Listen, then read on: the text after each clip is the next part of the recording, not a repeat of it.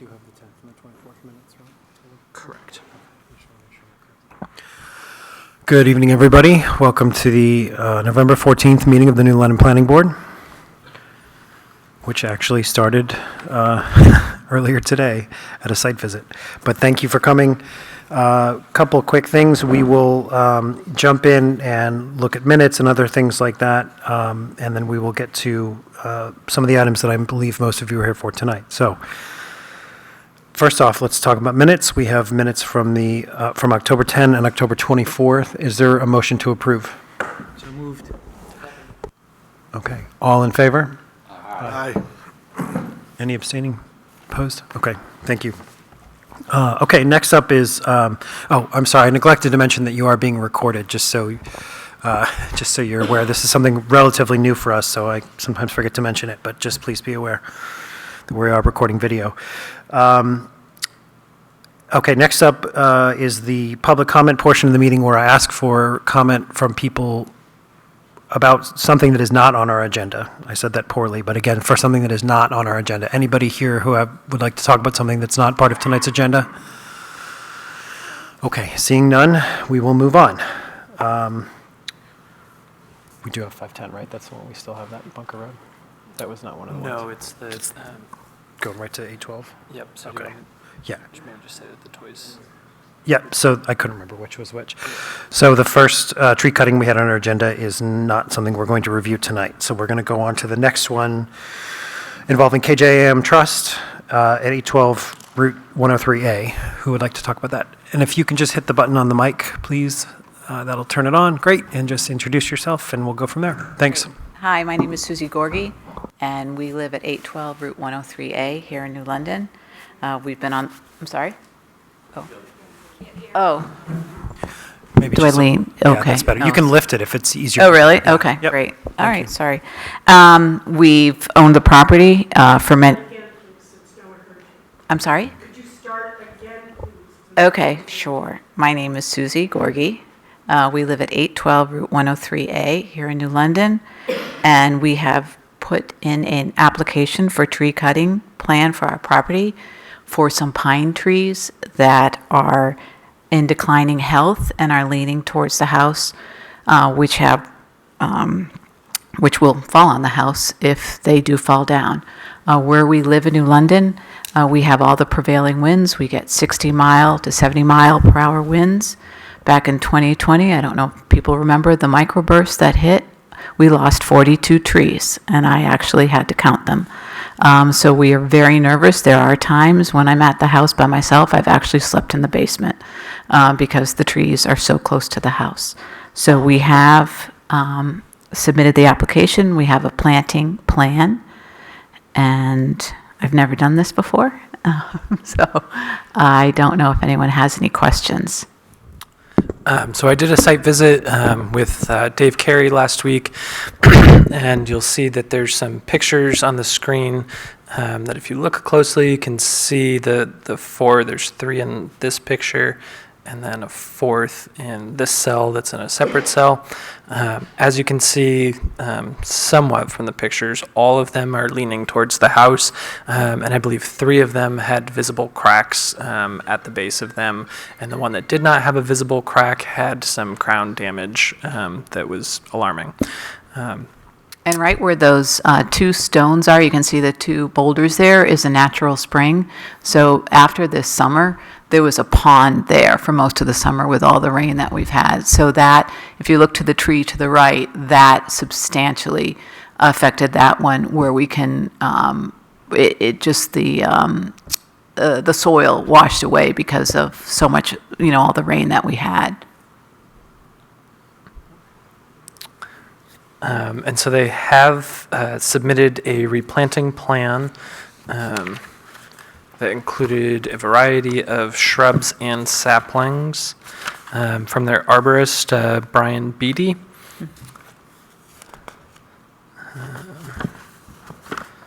And the tree species were serviceberry, American hornbeam, cockspur hawthorn, ironwood, red maple, a bald cypress, a tupelo, and the shrub species were a dogwood, a highbush blueberry, a winterberry, witch hazel, cranberry, and a nannyberry viburnum.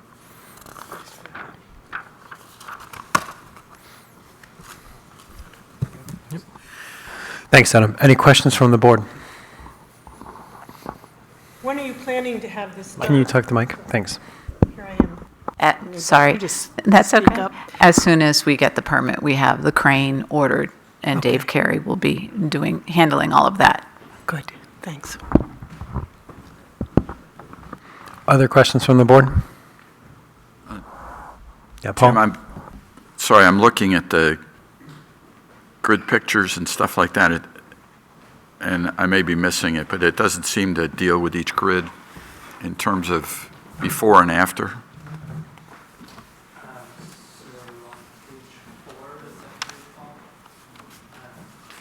Sorry, didn't realize my mic was off. These are the post-cut points on page 4.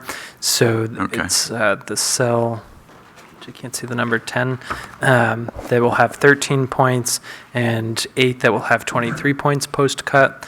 The other cell, I believe, is the one with 37, actually, so that one is okay. This is the first time we will remove trees actually from the property in that close. We were the template for the Shoreline Protection Act years ago when we moved the house back. You good? My only question was, normally the planting is in the same grid. Is that true here? Correct. The species will be planted to replace the points that are removed. Yeah, okay. I think it was just the scanning didn't pick it up. You good, Paul? Yes. Cool, thank you. No. Any other questions from the board? Are there questions from the public about this? Okay. Okay, seeing none, then is there a motion?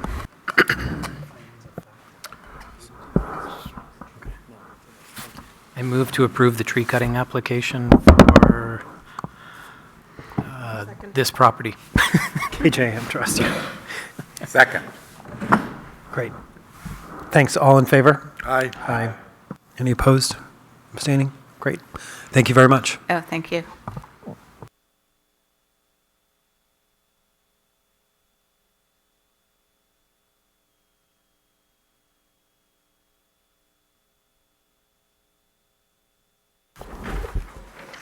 Mr. Chair, I'm going to recuse myself on the next one. Thanks, Jeremy. Okay, so next up on the agenda is the continuation of our public hearing for the site plan review for Timothy and Lizette Slider located at 431 Shaker Street.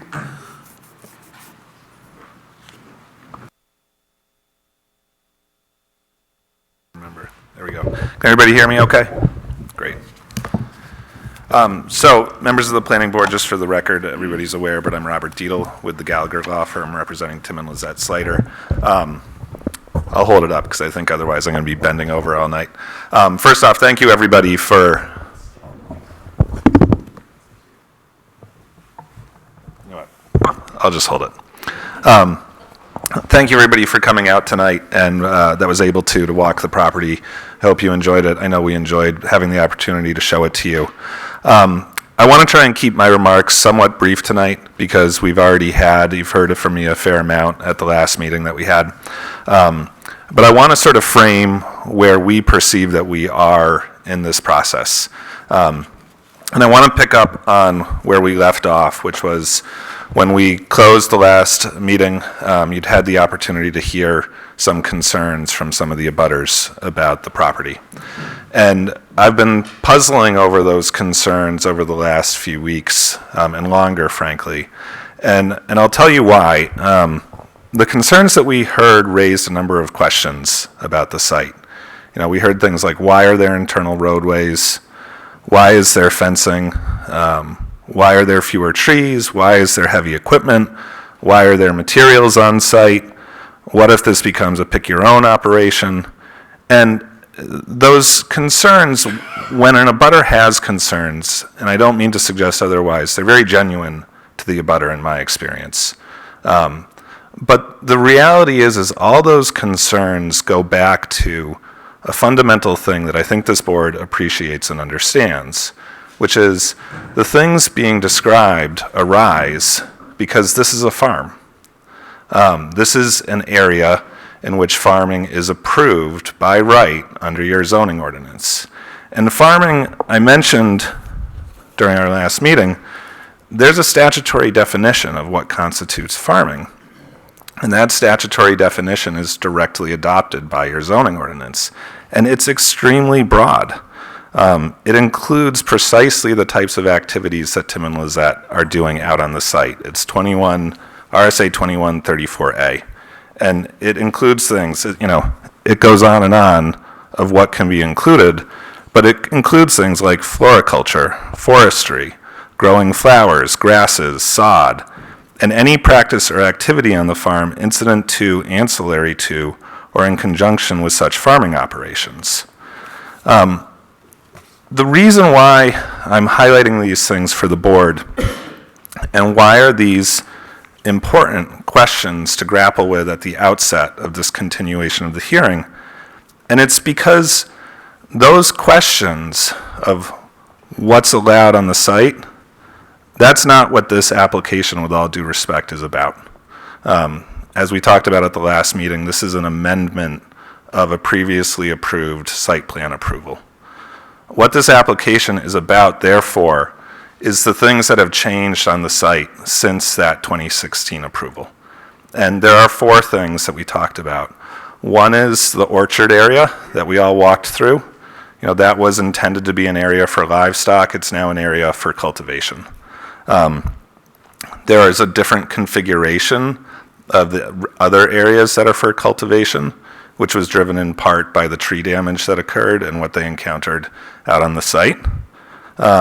And there's new configuration of what I describe as sort of this mixed use area that previously was proposing barns and parking areas and material storage, and now we've reduced to 2 hoop houses, some material storage, and a more defined space for the various uses that go on out there. And the 4th is the pond that's depicted on the site plan. The questions are for this planning board, what conditions, if any, are necessary to accommodate those changes that have occurred? It's much more discreet than I think some abutters would like. And I think you have a large number of people in the audience tonight and who've submitted letters of support to this board, because I think, generally speaking, the community recognizes that these are allowed uses that are occurring out on the site. So what I want to do is I want to speak to the conditions that we would propose as conditions of approval for the planning board that go to those 4 changes that we discussed. The first is, and this is pretty basic, but no pick your own operation on the site without a further site plan amendment. We've represented to you that there are no plans to have a pick your own operation, but to the extent that there's any concerns about that, we want it to be abundantly clear, and so if that's a condition of approval that's helpful, we would suggest that. There's been some questions about drainage and the pond that's being proposed on site. And I want to speak a little bit about the sequencing of how it is that that is part of this application at this point in time. The issue there is that in order to proceed with that change, Tim and Lizette need to go to New Hampshire DES and get an AOT, alteration of terrain, approval. There's a substantial investment that goes into getting that approval. It's no small undertaking. And so we're here before the planning board sharing what we'd like to do and seeking an approval of that pond to facilitate Tim and Lizette then going and getting the necessary state approvals. So what we'd propose is that an approval be conditioned on receipt of those state approvals, but also an enhanced process for this board to be kept up to speed with that application process. So we would add on to that prior to submission to New Hampshire DES, that we would provide your planning staff with a draft of the proposed submission. And then after, assuming that we receive an approval from New Hampshire DES, before any construction of the pond or any associated drainage facilities could go in, we would need to come back before this board to review that in a public hearing. My hope would be that would give everybody the confidence to understand that feature of the site will have further review in the process. There's been some questions about how are these areas on the site actually being used for cultivation. I think you all saw with your own eyes tonight that orchard is actively being put into cultivation.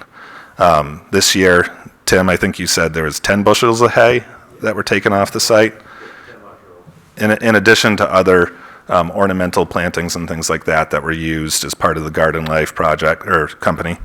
But so that you have a better understanding of how cultivation is going to occur, what we'd propose is that for the next 3 years, by June 30th of each year, Tim and Lizette will provide an update to your planning staff as to the proposed plantings for that coming year and where they intend to be located on the site. The area that I've described as this mixed-use staging area, which has a parking component to it, we'd propose that be kept as a gravel area or some other similar material, and if that were to change, we would need further approval. But the idea there is to keep that, not to have that paved. And on that point, I just want the record to be clear that as part of our application, we are seeking a waiver from Article 6, Section F1 of your site plan review regulations. That pertains to a general requirement with site plan that parking areas and access drives be paved.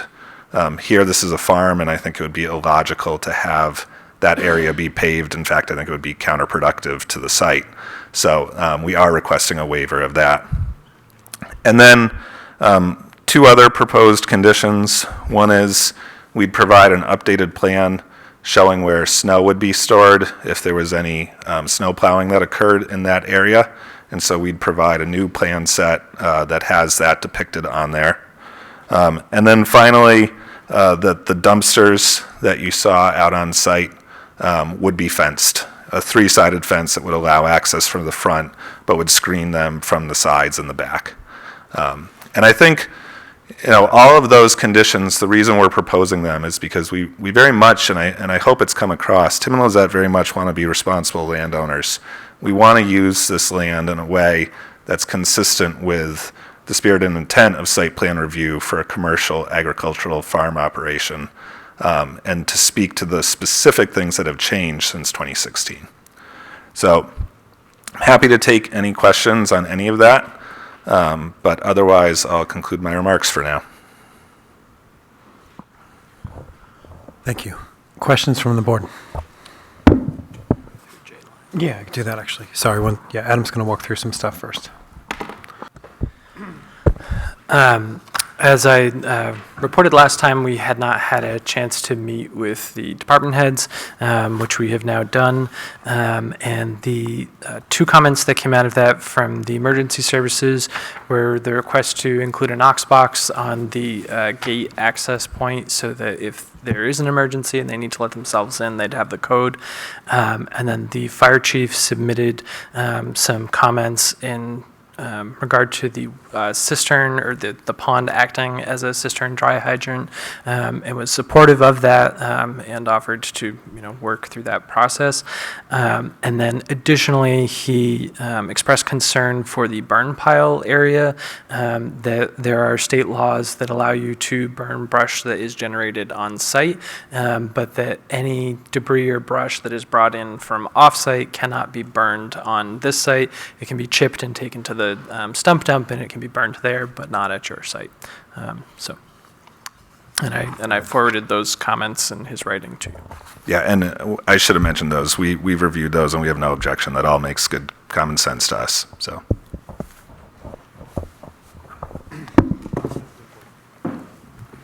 Thanks, Adam. Comments from the, yeah, Bill. So, Rob, at the meeting a month ago, and it was obvious again today, there's a lot of material in that, what you're calling the staging area, which I think a month ago people were concerned about the looks of that and so on. What's going to happen to that material when the barrel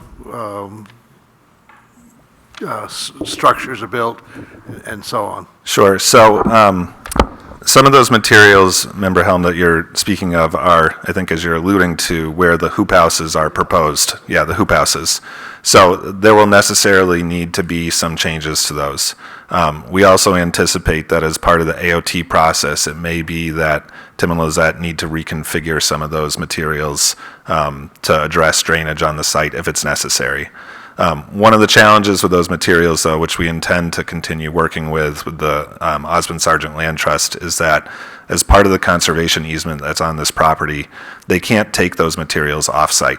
And so it may be that they need to come up with a plan to grade those materials or somehow other incorporate them. But that is, part of the reason why I mentioned the definition of agricultural uses is because materials like that are not unusual on a farm. Having some areas where you have earth stockpiled, you have lumber stockpiled, you have stone, those are things that come up as sort of ancillary and incidental to agricultural uses. So there's a component of that may always be there, but some of the materials also do relate to Garden Life's core business. yes, they do. And is there so those will obviously have to be repositioned because of Garden Life. We didn't really talk about all of that out in the. Yeah, so I think it's clear what the purpose of them is. It's more the visual impact of and where they're going to end up. right. So some of those things will be addressed and moved as part of the hoop houses, as I mentioned. Some equipment, though, on the site is necessary for the agricultural uses, and I want to be very candid about that so there's not any confusion in the record. I mean, having equipment out there to be able to farm the site is going to be equipment that in some instances is duplicative of what the Garden Life business operations require as well.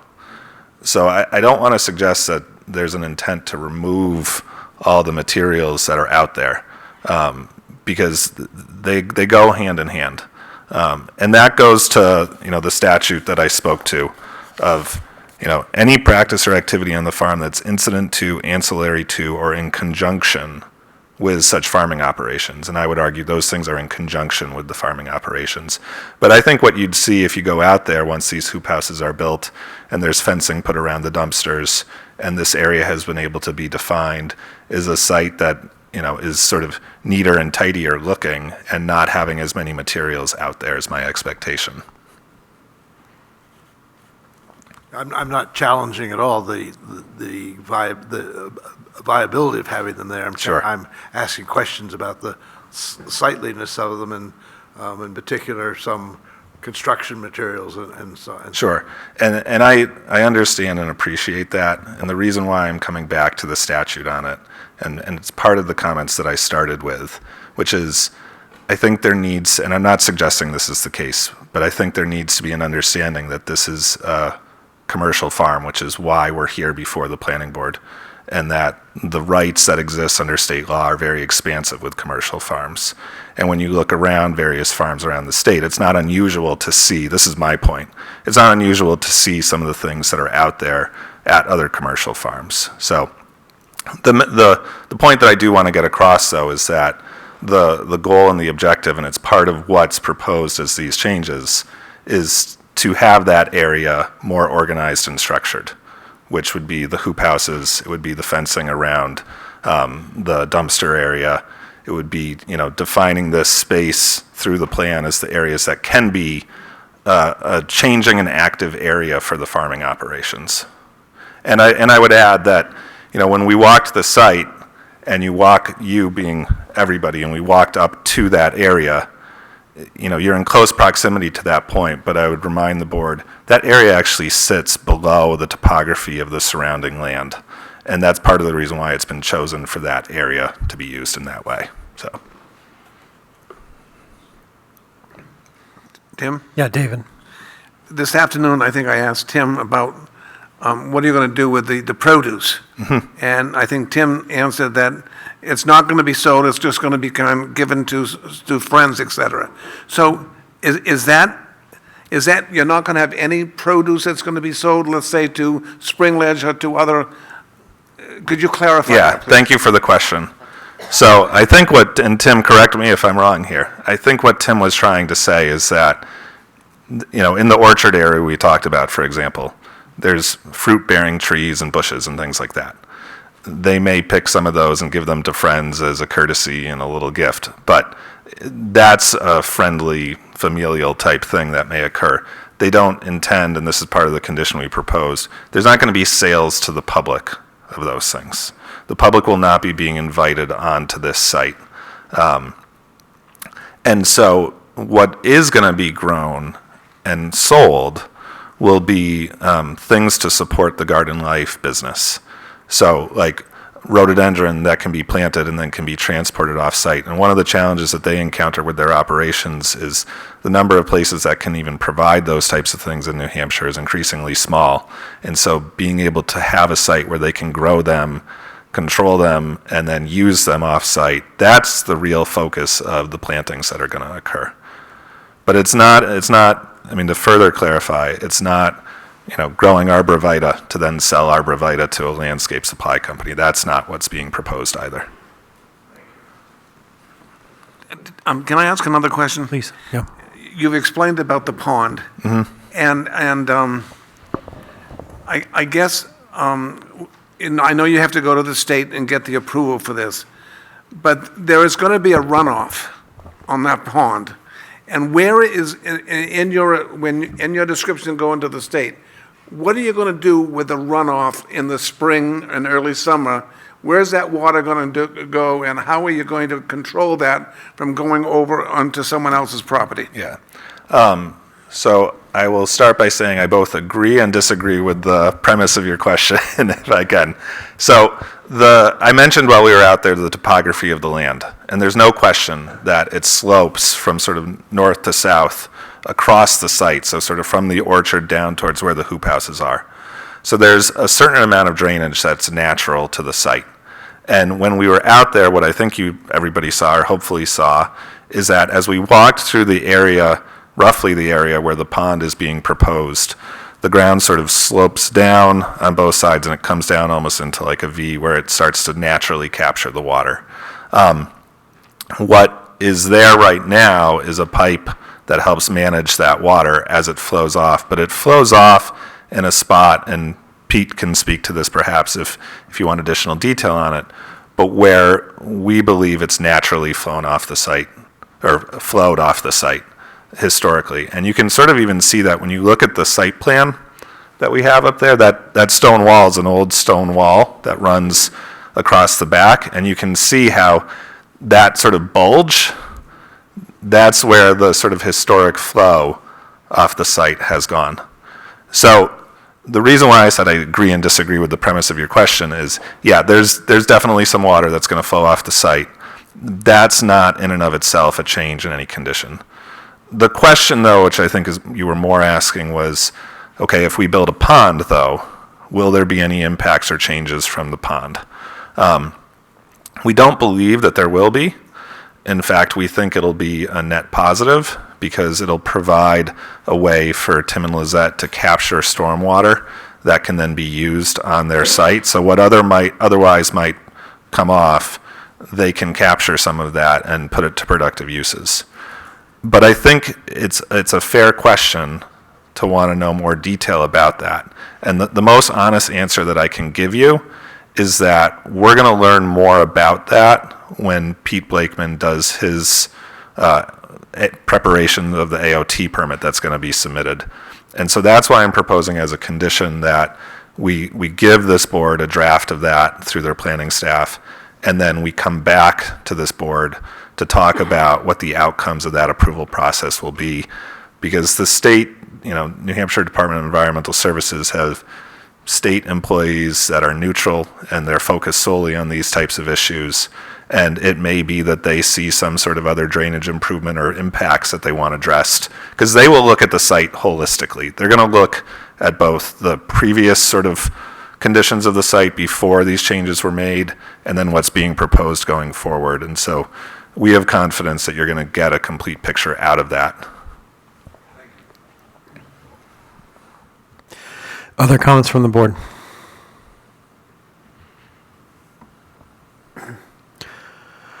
Okay, so we will turn it over to take public comment at this point. Thank you all. Thank you.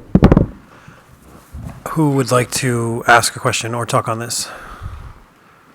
I would ask that people try to keep your comments relatively brief, to hold them to a few minutes if you could. And if you have heard from, if you hear a comment that you would like to second, please just say you'd like to second that comment rather than repeat the whole thing, if you don't mind. Yes, sir, please come up and just state your name. And if you can just hit the button on the mic there. You may need to hold it up as others have done so we can hear you. Thanks.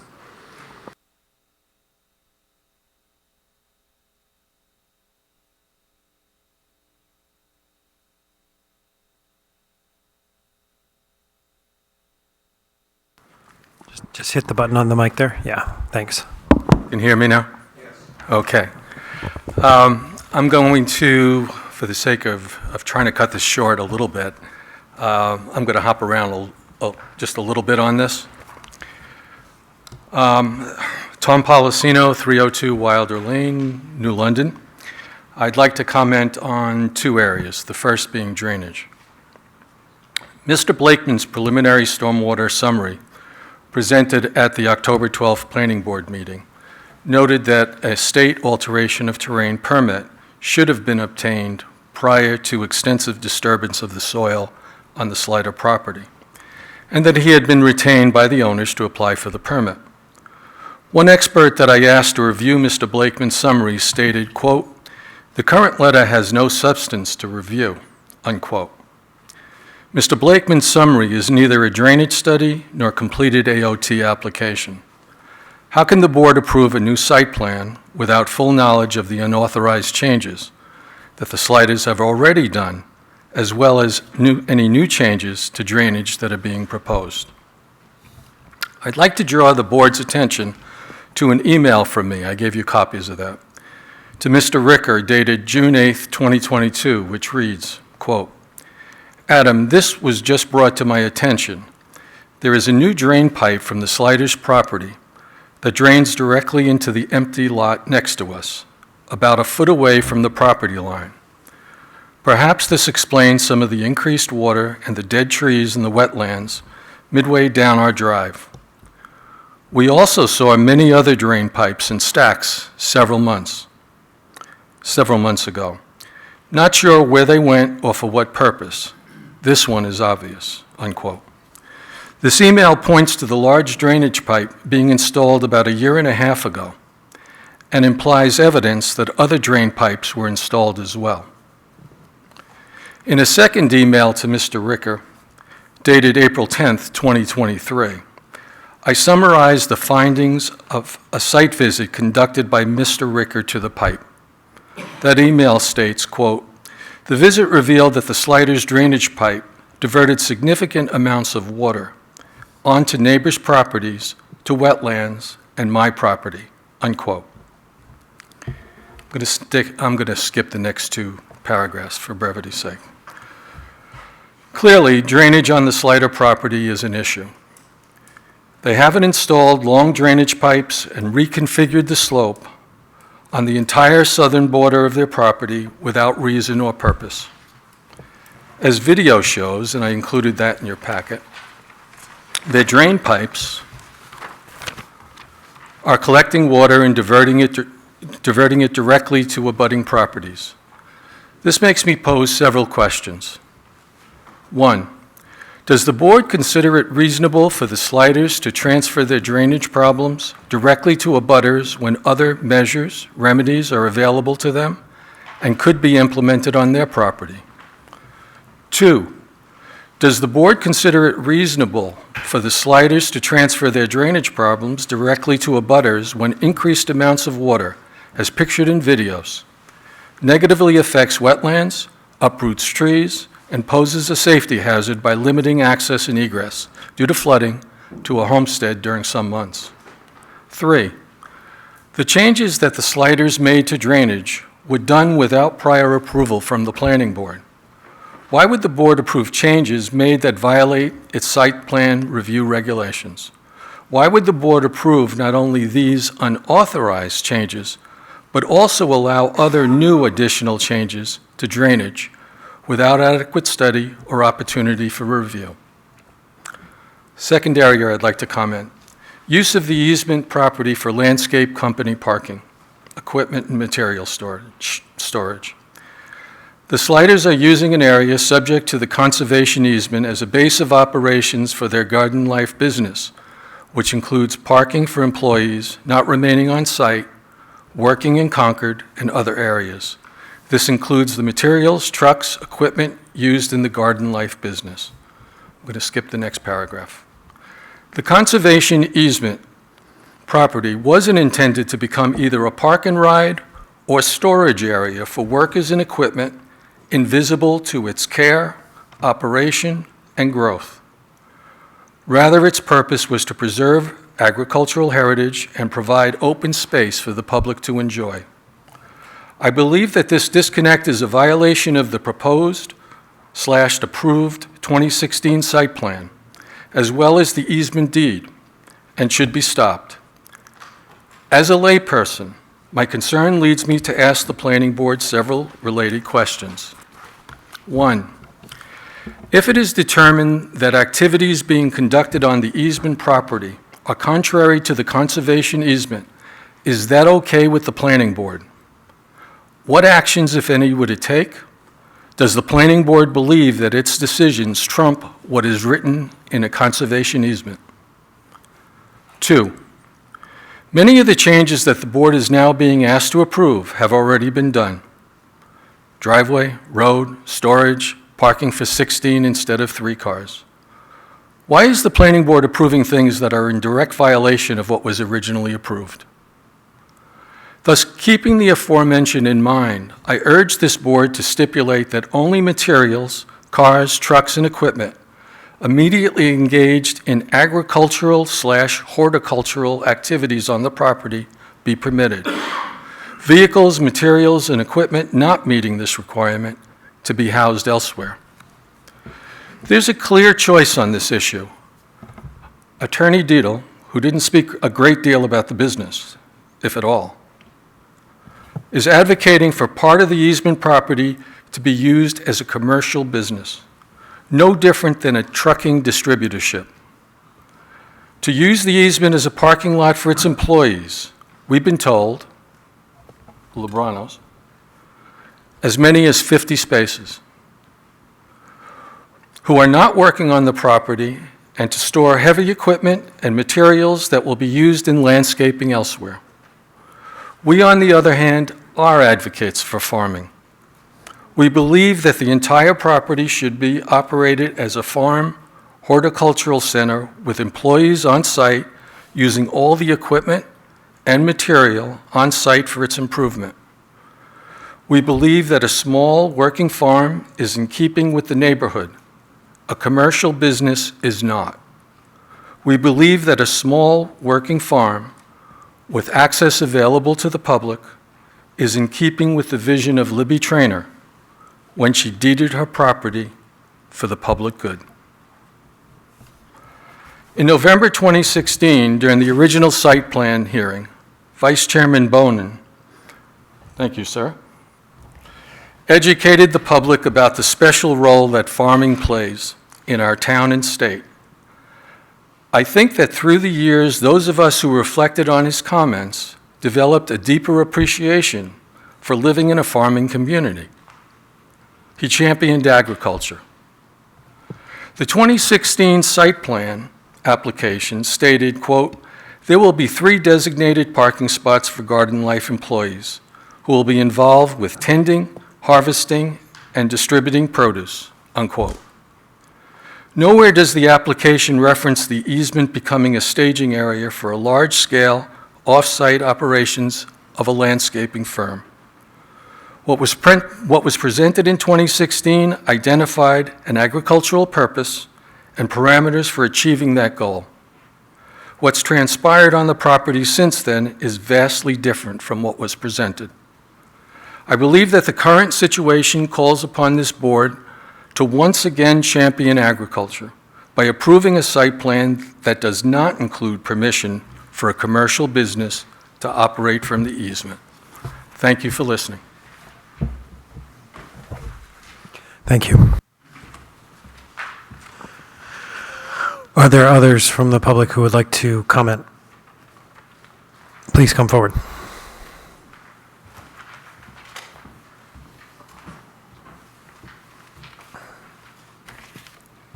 June Policino, 302 Wilder Lane. I would like to comment upon 3 areas. First, the placement of storage. The sliders have piles of loose dirt and other materials a few feet from the property line. In some cases, these piles, due to changes in topography made by the sliders, plus the height of the piled material, are over 30 feet higher than the original level on the property line. Clearly, a height restriction is needed.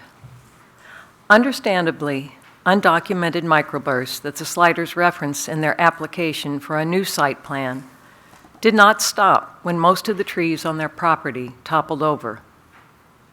High winds continue to throw sand, stones, and other debris onto the abutting properties, causing damage to the windshield, harm to young and old. The covers placed by the sliders over the piles are inadequate. Especially against frequent winds capable of knocking over groups of large trees, as pictured in the sliders application. As such, in an effort to protect both property and safety, I am asking that the board require the piles of loose material, the sand, stone, rocks, dirt, etc., be kept covered and at a minimum distance of 125 feet from the abutting property lines. A minimum of 75-foot buffer per the 2016 site plan to be maintained for all other materials and equipment. Second item, a buffer with the Lebranos. It's been 7 years during which the sliders have made significant changes to their property, in many instances without permit, but have not fulfilled what they presented in the original site plan of providing the Lebranos with a privacy buffer. Now they want to expand a road and foot traffic in direct line with the Lebranos' home. Why would the board approve a revised site plan without requiring the sliders to provide the Lebranos with a significant privacy buffer between the properties by a date certain? Article 6, Section C of the Town of New London Site Plan Review Regulations in Table 1 states, landscaped open space standards sets the width of landscaped open space for conservation at 50 foot on the side and 50 foot at the corner. How does the Sliders/Garden Life business put a fence within 11 feet of their property line with the Lebranos? How does this meet this regulation? Third item, excuse me, conservation easement property. As the members of this board are well aware, approximately 18 acres of the Sliders property is subject to a conservation easement. The conservation easement sets forth a number of purposes, including the following. 1, to assure that the property will be retained forever in its predominantly undeveloped and open space condition. 2, to provide for low-impact, non-commercial outdoor recreational use by the general public on the property. 3, to provide for the scenic enjoyment of the general public, including 883 feet of frontage in Shaker Street and 663 feet of frontage on Mountain Road. We believe that the current and proposed usage of the property as set forth in the applicant's request for permits directly contradicts the intent and requirements of the easement, and that the Osmond Sargent Trust has not enforced the provisions of the conservation easement as it is supposed to. This board does not have the legal power or authority to permit a use of the property that is in direct contravention of the existing conservation easement, which governs the use of the same property. For that reason alone, the requested permits must be disallowed by this board. At the very least, this board cannot grant the permits until a determination has been made that the proposed use will not violate the terms of the conservation easement, an issue which is very much in dispute. Thank you for listening. Thank you. Are there other comments from the public? Please.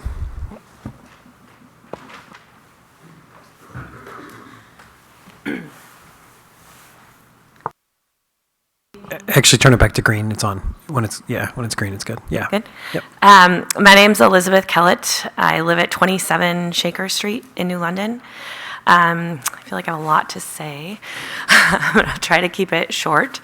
And I've submitted some written comments in support of the site plan and would urge you, I just want to speak publicly. I can't explain how much I support this plan. I am a large animal or a mixed animal veterinarian practicing in the state of New Hampshire. I travel to a large number of farms through a wide practice area, mainly serving animal properties, but we travel from Canaan, and in the same day I've also had to drive to Francistown, and I cannot echo what a pleasure it is to drive by this farm, and I'm delighted to call them neighbors, and I think that this is one of, the farming practices that are proposed here are so far ahead of so many other agricultural practices used around the world that it just is amazing to me that this is in our community. And I am sad that we are trying to interpret the rules in ways that would not support this. I did my training at an agricultural university in Vermont for 4 years, and then I pursued my veterinary training and moved to New Zealand for 4.5 years and studied at an agricultural university there, and I earned a second agricultural degree in soil management and sustainable farming. And good farmers, productive farmers, look after the land first. Healthy animals or whatever agricultural product that you're farming comes from soil management, it comes from land management, and it comes from a place oftentimes with a very strong heart and passion, because farming is not easy. Profitable farming, where you're able to raise a family on land, is not easy. And I have a short career, 15 years as a veterinarian, first for 6 months in Vermont, where I watched a quarter of the large animal practices, farms that I served at one practice. A quarter of those farms closed and went out of business in that 6-month period of time. So those were often farm families that had been passed through generations of families closed, because it is really hard to farm and it's hard to do a good job. And this plan is phenomenal, and I urge you to pass it. Thank you. Thank you. Are there other comments from the public? Well, okay, maybe one at a time. If you can go first, sir. Thank you. And then. Hi, I'm Don Elliott. I live at 337 Shaker Street with my wife, and we've been neighbors and lived on this street for 24 years. When the Sliders came and occupied this wonderful piece of property, we were very happy to have them there. We've enjoyed their beautiful house that they've built on the property. We enjoy the view as you walk down the street or drive down the street. We know that the property was under the guidelines of Osmond Sargent, an Osmond Sargent agreement, and we just are hoping that you'll find that with the planning board and Osmond Sargent will take it upon themselves to now resolve this issue. We hope you'll at least find a compromise, or will allow that this hardworking family will be able to carry out and continue their plan to farm and to provide an income for their family.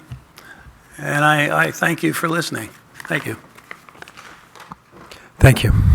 Sir.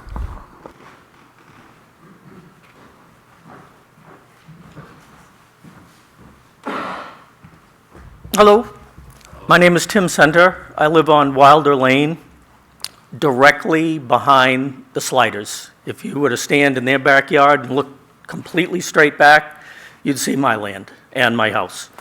I've lived there for 20-plus years, and going back to the conversation regarding the water that comes down the back, water has been coming down the angled part of their property that comes down to my property for as long as I've lived there. Water came down into my backwoods when Lizzie Trainer lived there. It still comes back in there. Even though they've put a pipe in, it's the same amount of water that comes down in the back, and it goes into my woods before it goes off into the neighboring lot. And then down on its way. From what I've seen in all the years I've lived there, including since the Sliders have been there, the water coming down the back is not any worse, it's not any better, it's the same as what it's always been. So I don't see that anything that they've done has made anything in a worse manner. I guess I'm repeating myself. I mean, it's not better than it was, it's not worse than it was. So anything they've done hasn't made things worse for people that live on my side of the property, from what I can see. And again, that's based on 20 years of living there, long before the Sliders came in there. I believe that I've got to know the Sliders since I've lived there. I believe that everything they've been doing to their property has complemented their property, as well as the neighborhood and New London as a whole. And I'm glad that they're my neighbors, and I believe in everything they've been doing, and I believe that they've been trying to do it all correctly. And I believe that everything they want to do in the future is going to turn out for the good of everybody in the area. Thank you. Thank you. Are there other comments from the public? Yeah. So ladies and gentlemen of the board, my name is Andy Lebrano, and again, I'm to the left as you're facing the Sliders property. So what we've heard tonight, my opinion, is everybody's come out in support of the farming that's going on the property. And I don't think we've heard anybody who's against the farming that's going on the property. I think the issues that we have, sorry, the board, sorry about that. That's all right. I think the issues that we're having is, as nice as the property is, as nice as the Sliders are, and that everyone supports their farming activities that go on, what we have is in 2016, they filed for and were approved for a certain plan. And Attorney Deedle today would like you to believe that these are minor changes to the plan, but anybody who's actually been on the property like we have today can clearly see that the land we walked on today, it was in no shape or form the land that was approved by this board in 2016. There are changes that have been made to the property that were not approved. There are changes that were made on the property that the board wasn't even notified, despite the fact that the very cover sheet of the 2016 application, they initialed and signed that they would notify, they acknowledged that they were required to notify the board of any changes to that plan, just like the 2023 plan is today. They're again acknowledging and signing that they need to notify the board of any changes. These changes were implemented without any notification to the town. They were implemented without any notification or opportunity for the abutters, like we are today, to be able to speak to the board about their concerns and actually to find out what it is that's going on the property and how it might affect their property. Mr. Pellicino has spoken. He's indicated, I understand Mr. Center is advising that he's not noticing an issue with the water. But however, Mr. Pellicino is indicating that he does have water issues. He does have water issues that need to be examined. When this board adjourned before last meeting prior to the decision to go out and make the site plan, the board was discussing amongst itself whether a third-party engineer was going to be hired or not. Attorney Deedle was able to talk to the board and convince the board that really you should come out and see the property first. And so no decision was made by this board as to whether a third-party review should be done, because Attorney Deedle wanted you to come out and see the beauty of the property. And I put before the board, it really doesn't matter. It doesn't matter how pretty the board is, how pretty the property is. What matters is you have an approved site plan that was approved by this board for certain and very specific things. And now we have a piece of property that has completely circumvented the planning board process. It's been implemented without input from the planning board, without input from the abutters.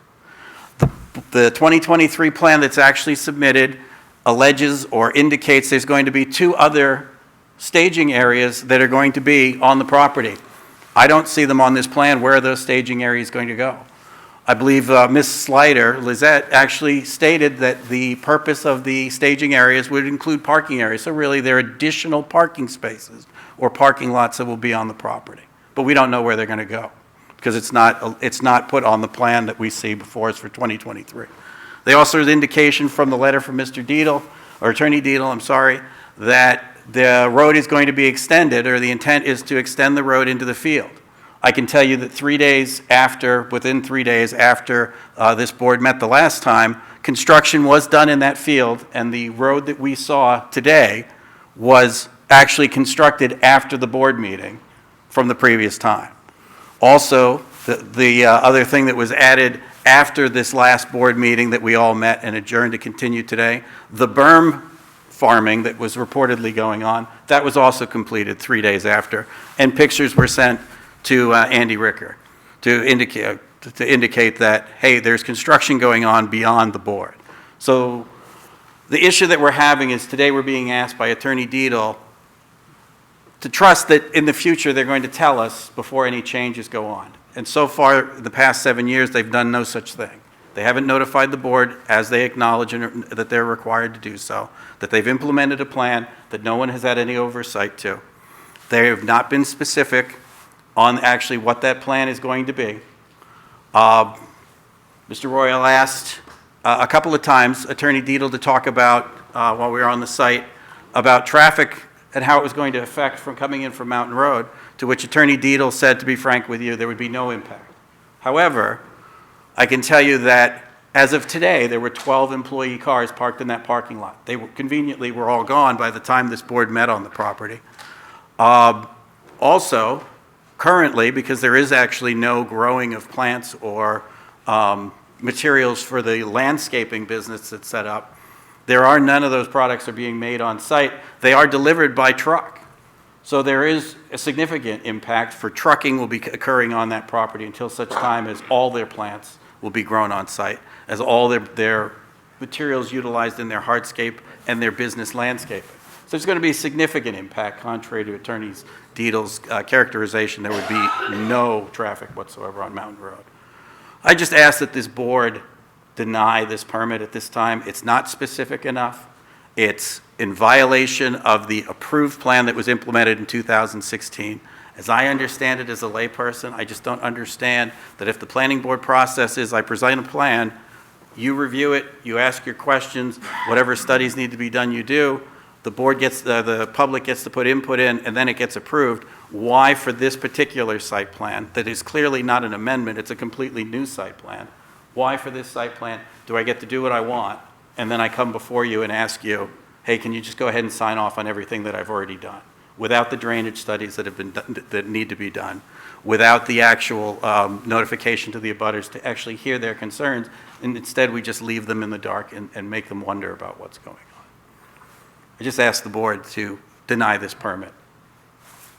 Thank you.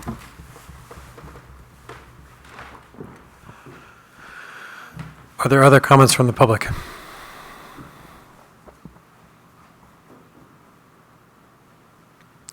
From the board, are there questions or comments?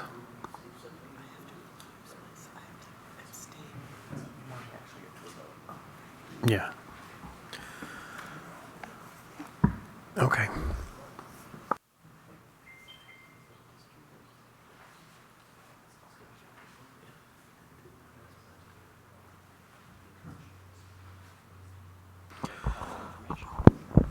So to get a sense of the pleasure from the board in terms of, do you want to talk about conditions? Would you like to have more information? What's kind of on your mind?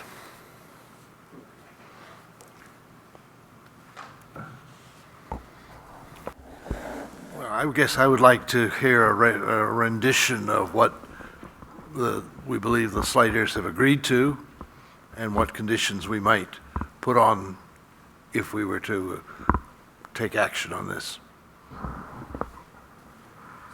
I mean, I think what I hear is we have a multi-year work in progress going on this property, and inevitably, because it's a commercial agricultural activity like others in New London, things change over time.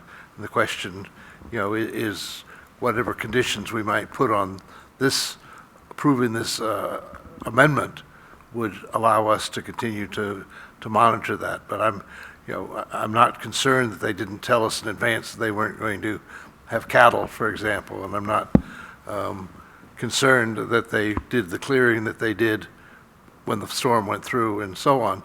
And I'm also cognizant of the fact that we are not in the business of telling the Osborne Sargent Land Trust how to manage their easement. So I'd like to hear what we would do to approve this, if we were to approve this. Yep. Do you mind talking about that? So I do just want to remind folks that RSA 673-32 that governs the agricultural land uses does allow for some use and activities to change that typical commercial operations would be required to come back to this board, and agricultural uses do get more latitude to change their setup and their crops and their locations and things of that nature without further, I think it says something about shall not be infringed upon the rights to do that. So there is a slight difference between a commercial farm, which something that's agricultural is absolutely a commercial use. That's what brings them here. So I know that we've had discussion and we sort of use them interchangeably, or as if they're two different things. It's one thing. So I just want to be clear about that. I have sort of a cobbled together list of conditions that I had sort of taken notes on and stuff that I took notes through Attorney Diedel's presentation. So I will try to sort of capture them all, but if there's anything that folks from the board would like to add in, or if I missed anything, please speak up. So the applicants would submit the alteration of terrain permit to the town prior to the submission to the state, and that would be to the planning staff prior to the submission to the State Department of Environmental Services. The applicants will return for a public hearing of the planning board to review the pond plans and alteration of terrain permit approval prior to the construction commencing. The approval of the application is subject to the satisfactory approval of the New Hampshire Department of Environmental Services for the pond design as part of the alteration of terrain permit process. The implementation of the pond must not result in any additional runoff and compensate for any additional stormwater created by previous land clearing. The dumpsters must adequately be screened through the installation of a fence. An updated site plan should be submitted to the zoning administrator that depicts the fencing and the location of the dumpsters. Any snow storage areas must be depicted on an updated site plan and delivered to the zoning administrator. Items, equipment, and materials stored in the staging area must be related to the agricultural use and operation. The owners will provide an annual update on their plantings by the end of each June for a term of 3 years for the years of 24, 25, and 26. And the operation must seek new approval should it decide to conduct a pick-your-own orchard. Are there any others?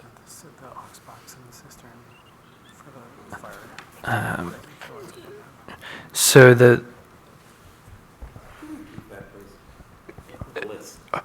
in a moment, I just want to add one more that Tim reminded me of. So the plan will have a note to include a Knox box on the gate. The site plan will include a note that a Knox box will be placed on the gate to allow emergency service access.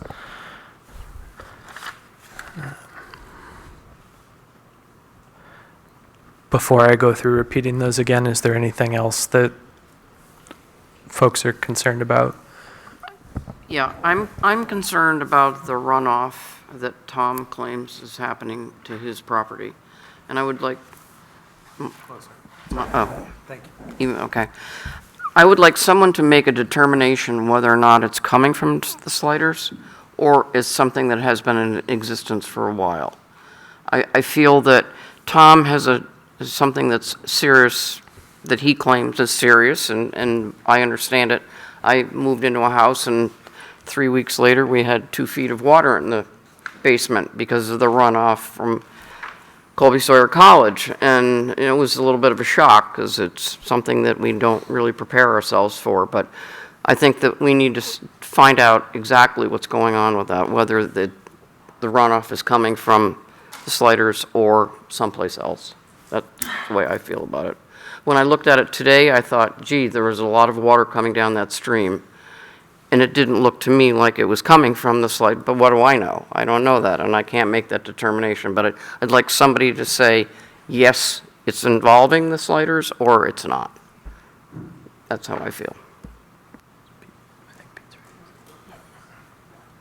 Pete, do you want to address that real quick? Thanks. Yeah, please, just so we can record the audio. Thank you.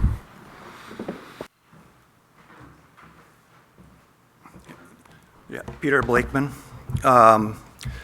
And just to address your question, Emily, I have designed, other than the Policinos, I've worked on all the septic systems for the snow building along Wilder Lane.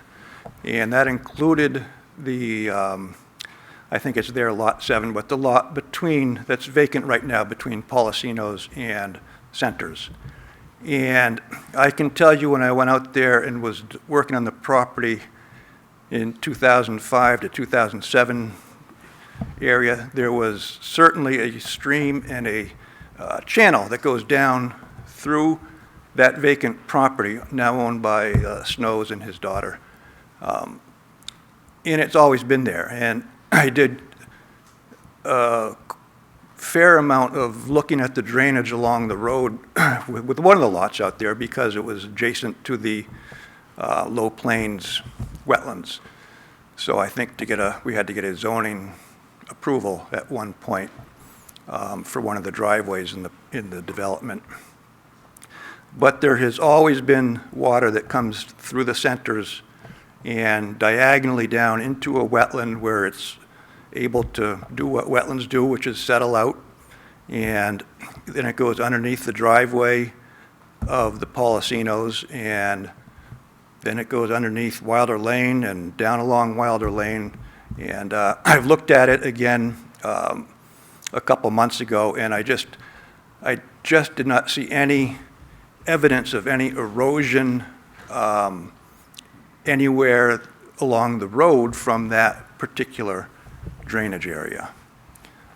It's been an awful wet summer. I mean, the water has been almost at historic levels as far as the rainfall and the runoff.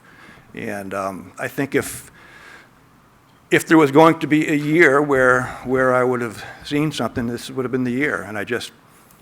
And I also, looking at the drainage pipe that goes underneath the farm road and ending at the center's property, I just don't see that there's a lot of water coming through that pipe. The end of it is covered with stone. And if there was a large amount of water going through that pipe, you would see the movement of the stone. The water would push it through, but it's really just trickling through. And I think it's a good practice to have that stone right there because it does stop any erosion that might have been happening right there in that location when the fields got cleared.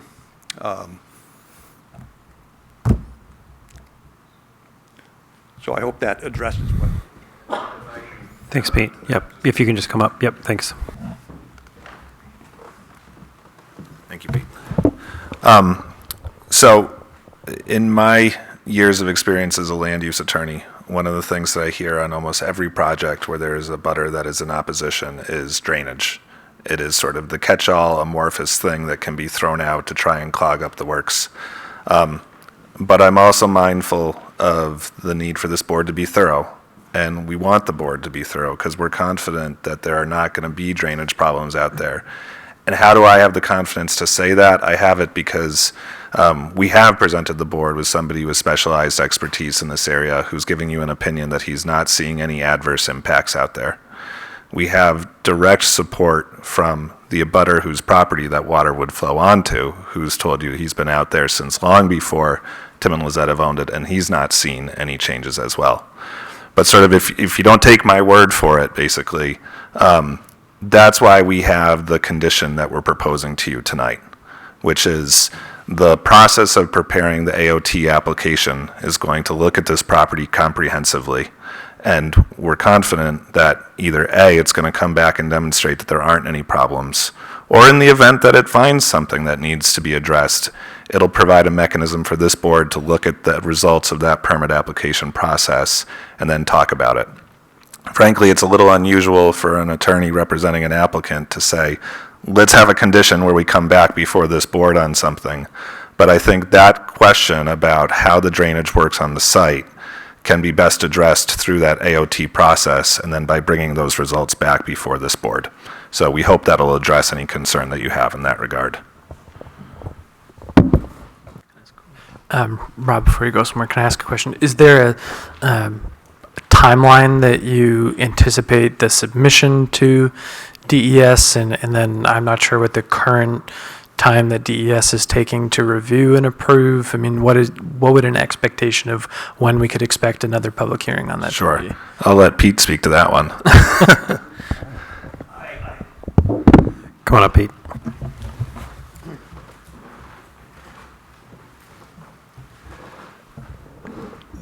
Just even when you get the materials into DES, it's about 2 months before you can expect anything from them, whether it's a letter or an approval.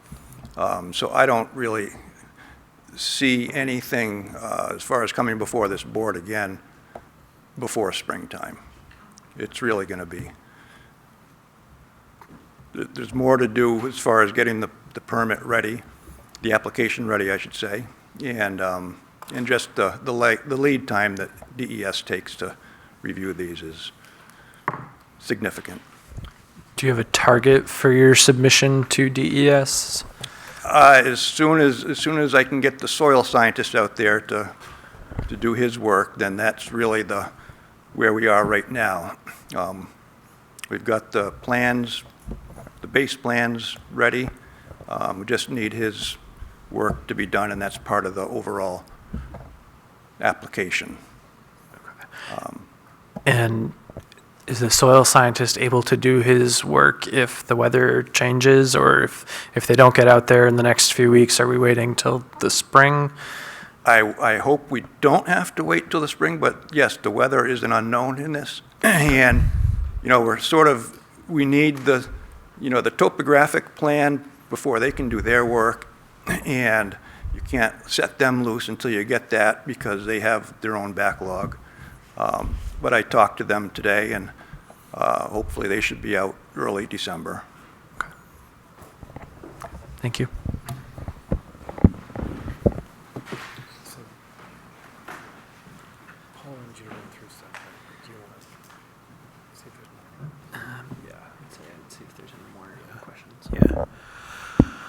So are there more questions or comments from the board? I know Paul would like Adam to run through the list of potential conditions again, but are there other things on your mind?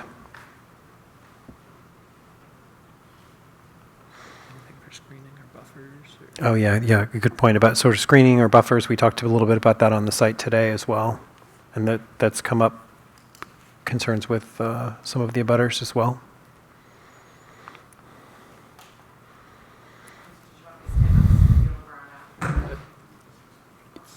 Yeah, we, just real quick, let me just ask the board again, and then, yep. Did you want to say something? I'm wondering if we're talking about conditions, and we have talked a little bit about on the site today about potential screening or other measures like that, and I'm curious if the board has any opinion on any efforts in that area.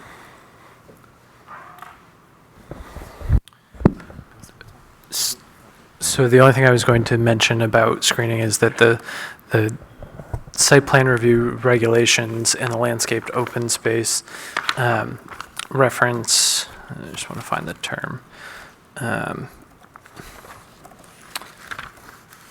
the open space shall be provided which is in keeping with the character of the area where the site is located and the purpose of the development and the location of buildings and improvements.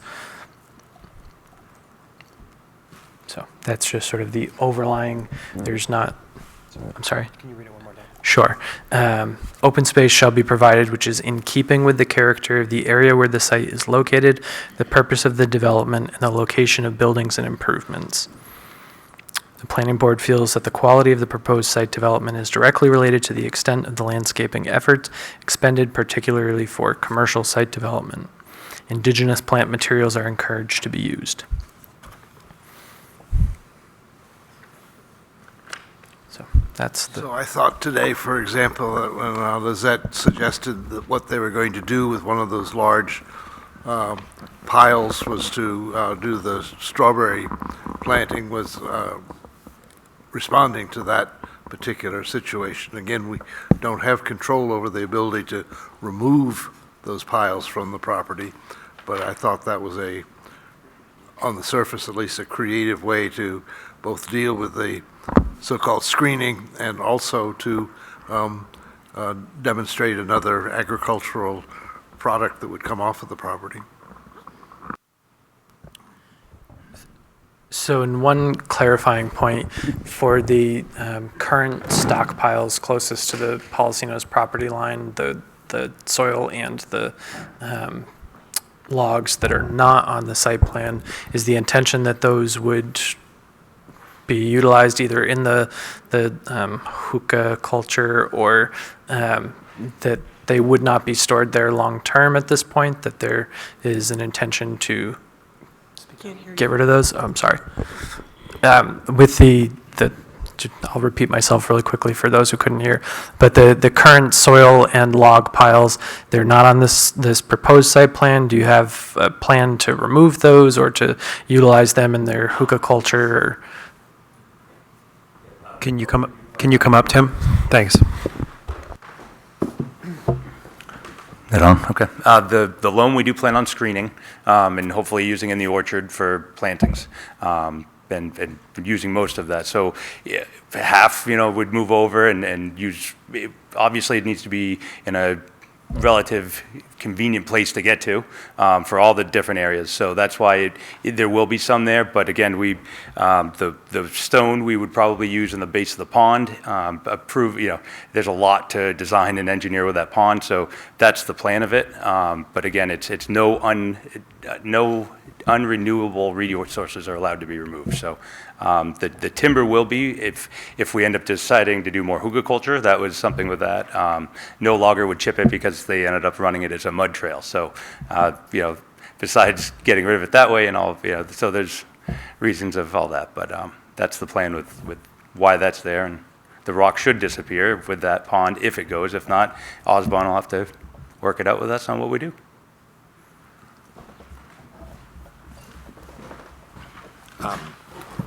So just to sum up, the short answer is yes. The goal is to have the material moved on site in different ways, the way Tim can speak to it much more eloquently than I can.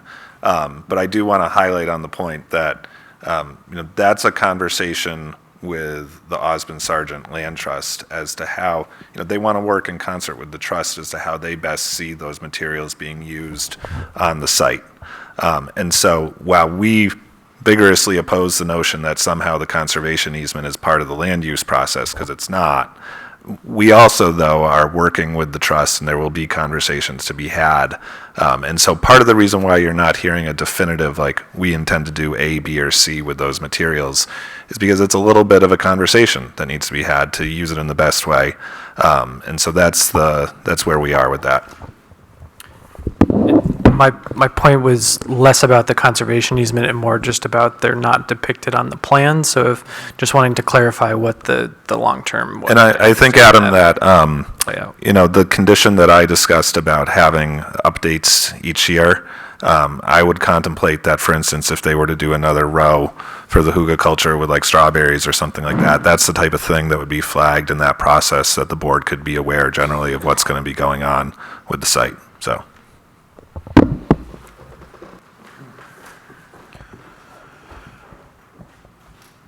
Are there comments from the board in terms of any potential restrictions? Yeah, Paul? Just a question. Paul, use the mic. I'm trying. I have such a low voice. I got confused on what Pete is going to be submitting and what condition is being compared to what condition. So Pete would be submitting the alteration of terrain permit to NHDES.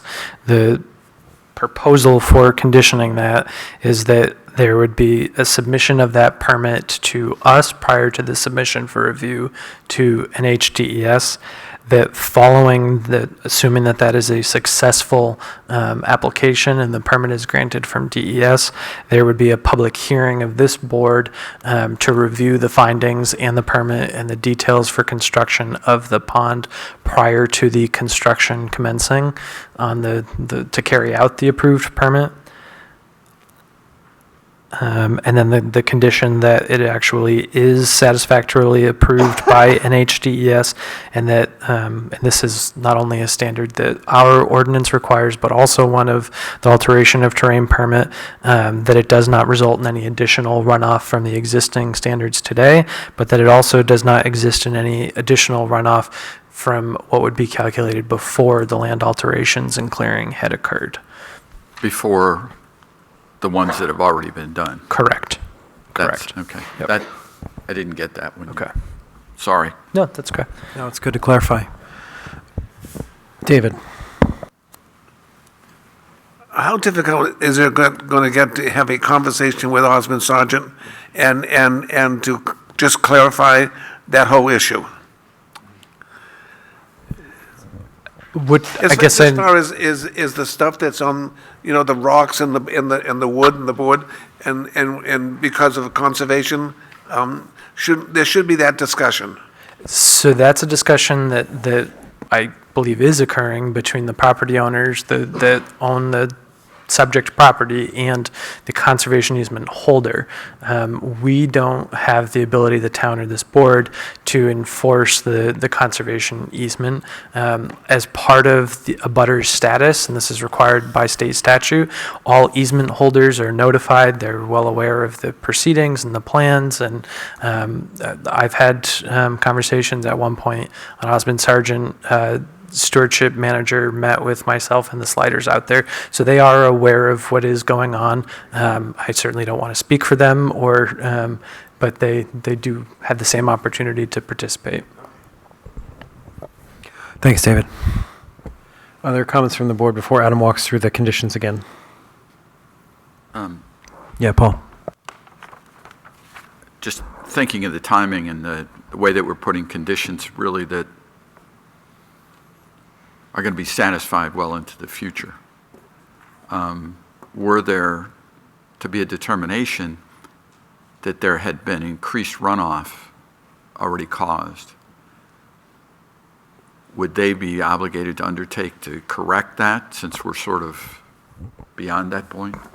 So if the AOT permit had findings that there was an increase to runoff, they would come back to them with those comments, and they would have an opportunity to revise the plans and resubmit to the DES for the approval, and they wouldn't receive approval, I don't believe, until that criteria was met.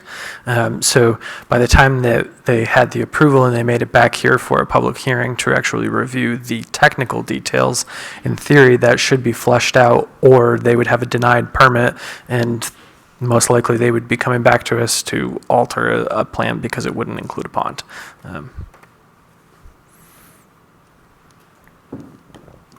Well, I guess the question is, would they have to fix what currently Right, wrong? so they've disturbed enough area at this point that an AOT is required, correct, Pete? So DES, in theory, will enforce that they, I'm sure, have a certain time period to go through that to get the approval.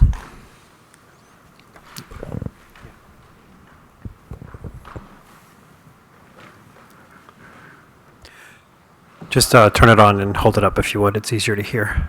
Thanks. Yeah, just to be clear on the AOT,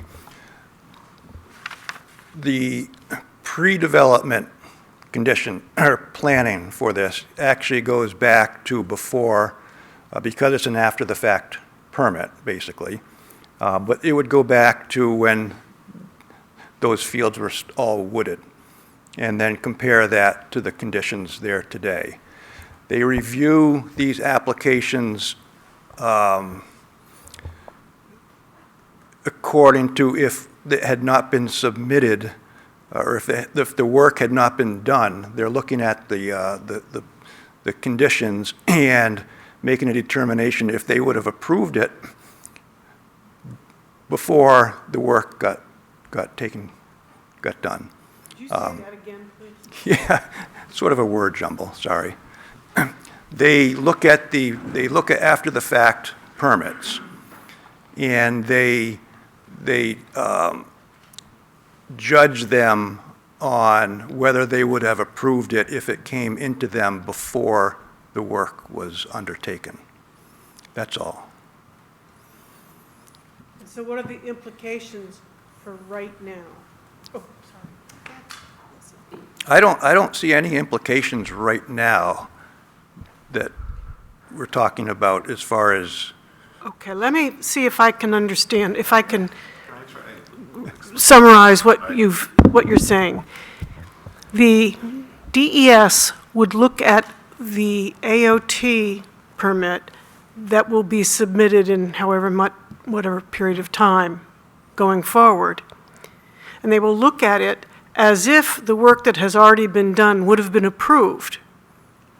Is that what you're saying? No. Okay, No. let's try again. So sometimes when a property gets developed, a site gets developed, there are changes that occur and it becomes apparent that an after-the-fact permit application should go through. So what I mean by that, I'll pause on that, meaning there's been disturbances, some were planned, some were not planned, and so this determination has been made independent of this process that Tim and Lizette are going to submit an AOT application to address the changes that have occurred on the site. So that's an after-the-fact permit application. What I believe Pete is trying to explain is that when DES reviews that permit application, they have to look at the conditions before those changes. Right. And then they have to look at the current conditions. Right. And they have to determine, I think, Member Vance's question of, has there been a net increase that needs to be addressed as part of any approval? Meaning, if they're discharging additional water onto an abutting property, then DES would say you need to address that, and here's our recommendations on how you do it. Does that make sense? And would that recommendation from DES saying, gee, you've got to address that change that has happened before it was approved, would those changes have to be addressed before the next plan could be implemented? I think Or is the intention that the next phase would be amended or appended to the AOT that's going to go in the next month or so? I mean, this is why lawyers struggle with administrative laws. It can get very convoluted, but I think the simple answer is this. They will submit an application. Who they?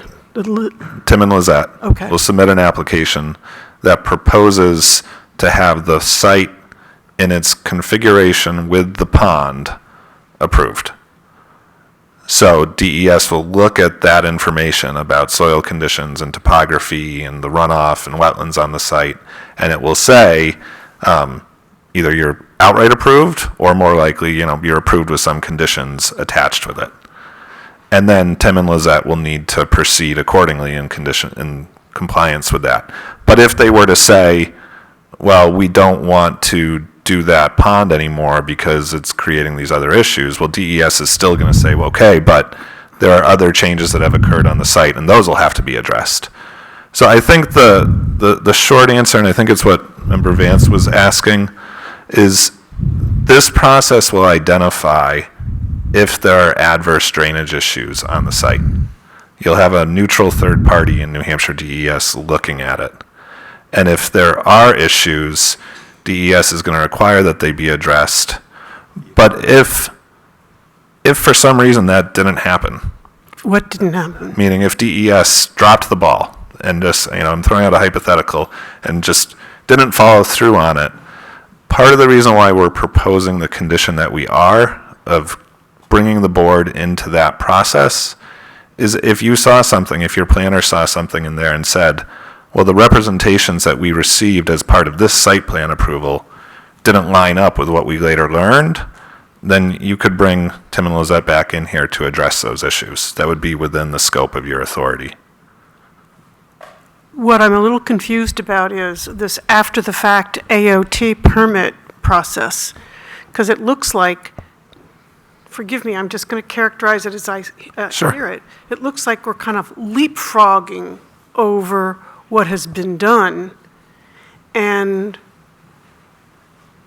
going all the way to go and saying, gee whiz, we're going to include a pond this time. Yeah, I respectfully disagree, and the reason why Happy is to because, hear. right, the reason why is because I think perhaps where things get tripped up is this after-the-fact description of it. What it is as the site has been developed, there's been a realization that the thresholds that require an AOT permit have been met. So they are now applying for that permit. And so it's not skipping over anything. It's actually the opposite. It's Tim Lizette bringing the changes to the attention of the state to make sure that they're approved and they're in compliance with the state's regulatory program. Because you're saying the critical mass in terms of the qualifying requirements have indicated an AOT permit needs to be filed. Right. So sometimes you start down a process of developing a property and you're not anticipating needing an AOT permit. And then you encounter conditions that are changed like Tim and Lizette did. And you realize through your due diligence, if you're a diligent property owner, oh, we're at a threshold now where we need to go and get an approval. And it gets called an after-the-fact application because that's what it is, but it's a proactive thing that a landowner is doing to get it approved. Thank you. Other questions or comments from the board? Okay. Adam, did you want to run through? Yeah, from the top. We'll do that one more time. And then then we'll have you come up. Because you still wanted to comment, right? So let's have Adam walk through the proposed conditions, then if you can come up. Yeah, if that works. Thank you. All right.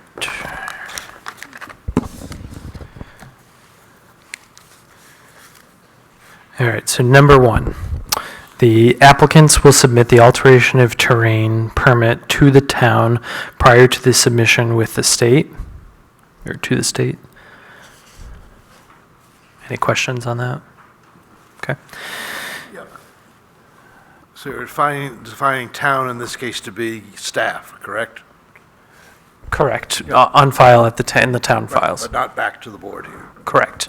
Yep. Okay. Applicants will return for a public hearing of the planning board to review the pond plans and approved alteration of terrain approval, or alteration of terrain prior to construction commencing. Did I hear a question? No? Okay. Sorry. Number 3, the approval of the application is subject to the satisfactory approval of New Hampshire DES of the pond design as part of the alteration of terrain permit process. The implementation of the pond must not result in any additional runoff and compensate for any additional stormwater created by previous land clearing. Number 4, the dumpster must adequately be screened through the installation of a fence. An updated site plan should be submitted to the zoning administrator that depicts the fencing and location of the dumpsters. Number 5, the snow storage areas must be depicted on an updated site plan and delivered to the zoning administrator. Items, equipment, and materials stored in the staging area must be related to the agricultural use and operation. Number 7, the owners will provide an annual update on their plantings by the end of June each year for a term of 3 years to include 2024, 25, and 26. Number 8, the operation must seek new approval to conduct a pick-your-own orchard. And number 9, a Knox box on the gate must be added for access of emergency services. Waiver is separate from the conditions. Yep. So just Mary Ann. Adam, can I ask one question on Sure. the fence? We had, I think, said at the site visit, we talked about a 3-sided fence for the dumpster. Do we need to specify that? Sure. So So the dumpster must adequately be screened through the installation of a 3-sided fence with opening on the front for access.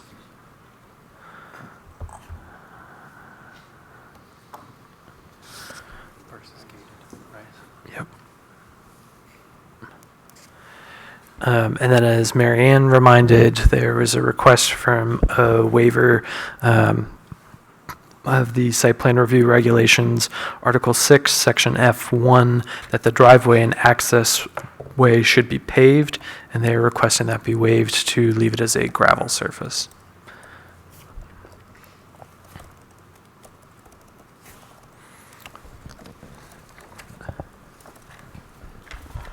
Thanks, Adam. Paul, does that help to have gone through that once more? Yeah, agreed. Other comments from the board? Cindy, did you want to talk real quick? Yeah, I'm Cindy Lebrano. Yep, just come on up and turn the mic on if you would, and maybe hold it close to your mouth in case it's not. Hello. So I'm Cindy Lebrano, and I live next to the orchard. So I'm very much a layperson, so maybe we've already addressed this. We're talking about the boundaries. So I'm just kind of wanted a little clarification as far as the 2016 plan, which we discussed with the sliders and was agreed upon from our property line, being that 40 to 50 feet. It's in having a screening. So just where, I'm not sure where that's at. So I'm not sure if you're saying that it's a commercial farm, so they don't have to abide by the screening, or whether that's, I don't know where that went. So it's not specifically screening, it's landscaped open space. So I think the interpretation here from the applicants, and my assumption is the board, because they haven't asked anything about it, but is that the plantings that are within the orchard are part of that landscaped open space, that there's not buildings and there's not infrastructure there. Is that, I don't want to speak for the board members, so please, if you have different opinions, jump in, but I think that is their interpretation. So in that, so if it's, I guess again to clarify, so if it's saying that it's, because a layperson would think 40 to 50 feet, it's going to be to that driveway, and there's going to be trees and bushes and stuff like we discussed, so that is just negated because of the, even though that was approved, that doesn't have to be followed through, is what you're saying, because of So this is an application to amend those approvals. Oh, okay, so that even though it was approved, we're just transferring it and saying that's not necessary, that we're not going to do that. Or Right. it's not gonna approve This it. application would then supersede the 2016 application. On the side of your property, it was a row of apple trees on the 2016, correct? That were proposed as the 2016, screening? Initially, it was going to be, the fence that was there was going to be replaced, the picket fence, and then it was going to be, initially, like you said, cattle. So then there was going to be a 40 to 50-foot buffer of trees and bushes, and then there was going to be a secondary fence in the initial plan, and then there was going to be cattle.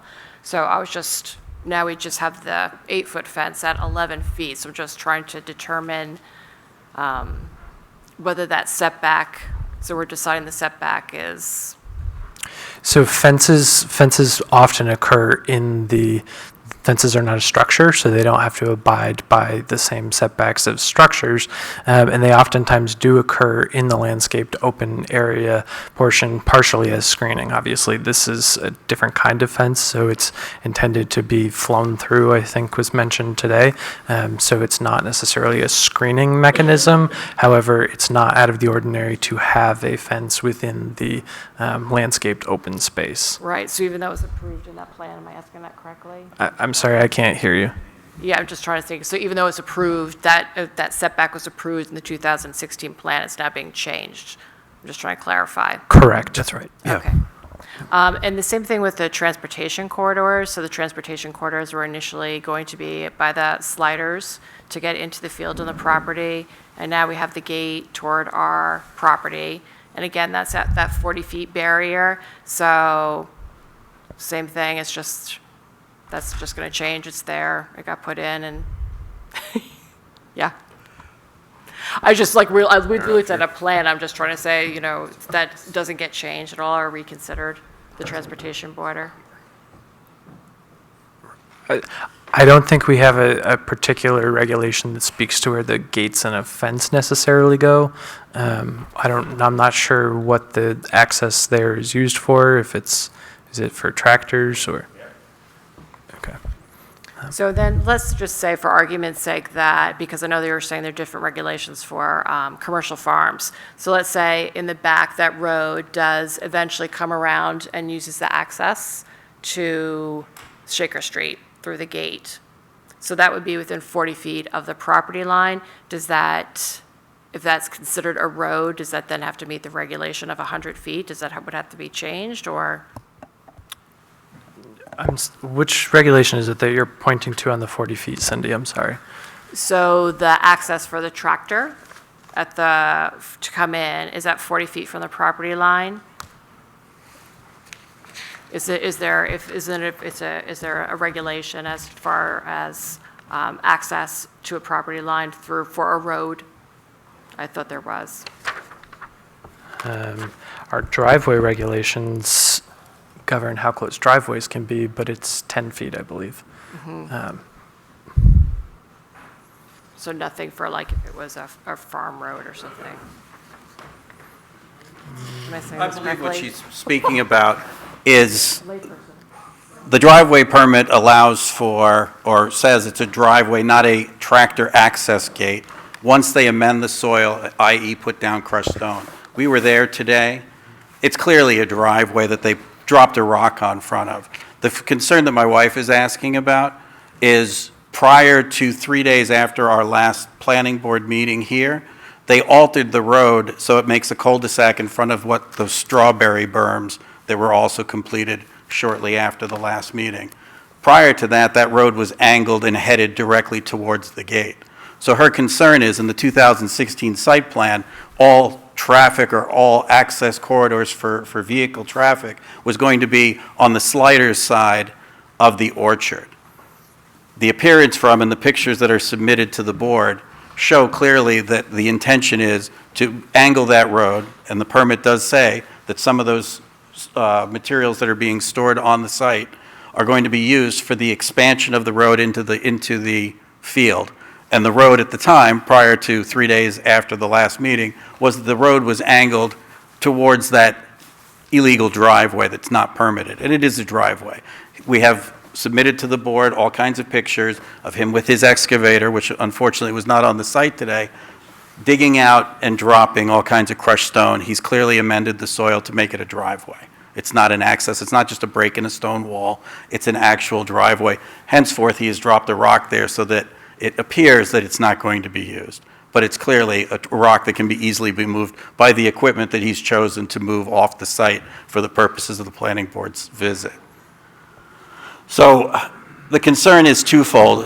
If this board goes forward with, and they can run their mouths all they want, but if this board allows this amended site to go, essentially what they're doing is they're not holding them to any standard for any kind of privacy buffer between our property and the Sliders commercial operation, where employees will be working in the fields, where people, whether they're their family or friends or not, will be picking fruit or working on the trees.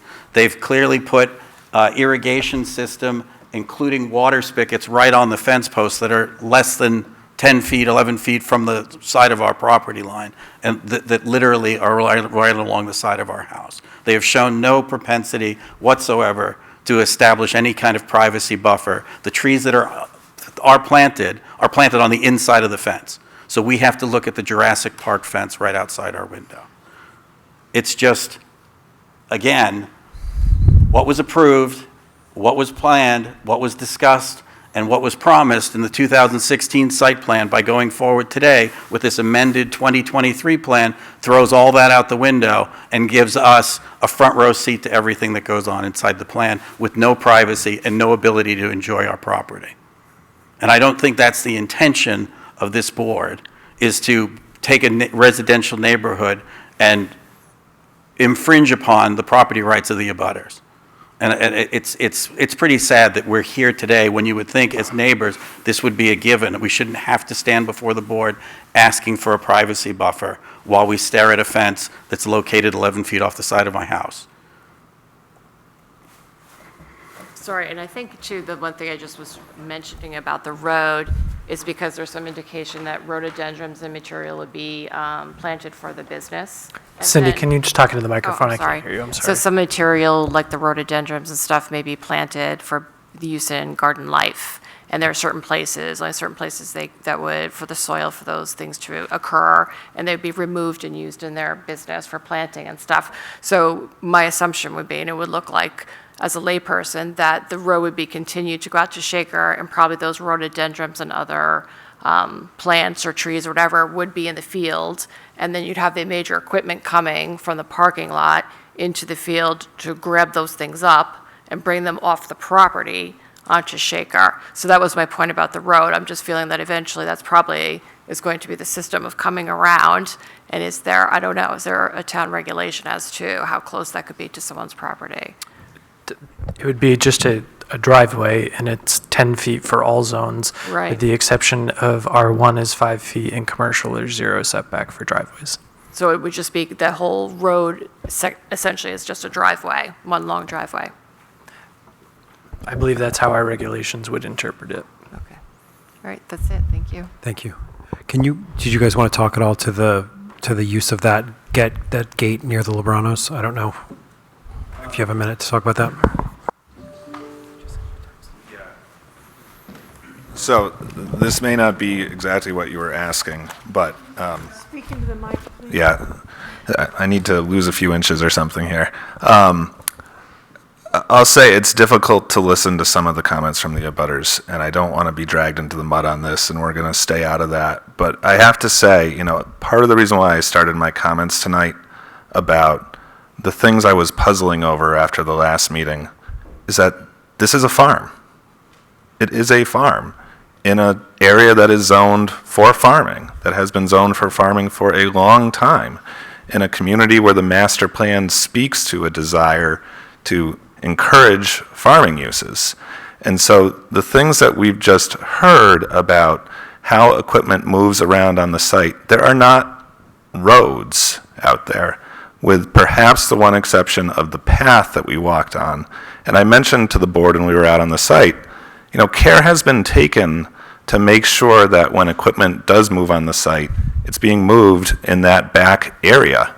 It's not being moved up along Shaker. It's trying to be respectful of things. But we're not going to cloud the fact that there will be equipment on site, and there will be a need to come and go from that orchard. But that's farming. That's what's allowed by state statute. State statute, your planner mentioned the RSA, allows for farms to change and adapt and to meet the needs of what the farmers need to be out there without a site plan process. And so a plan like this, an application like this, is unique. You don't see a lot of site plan applications for farms. So that's my preaching for a second on some feelings that I had bottling up and listening to these comments. But more specifically, the gate that's on the side, I mean, Tim, you can speak to this better, but that's perhaps for occasional access to and from the orchard from that side. There's not plans, if there were plans to have a road, they would be depicted on the plan set here, and they're not because there aren't plans to have a road. So I hope.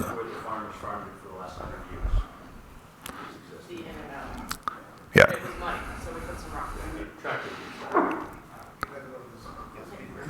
Yeah. Thanks.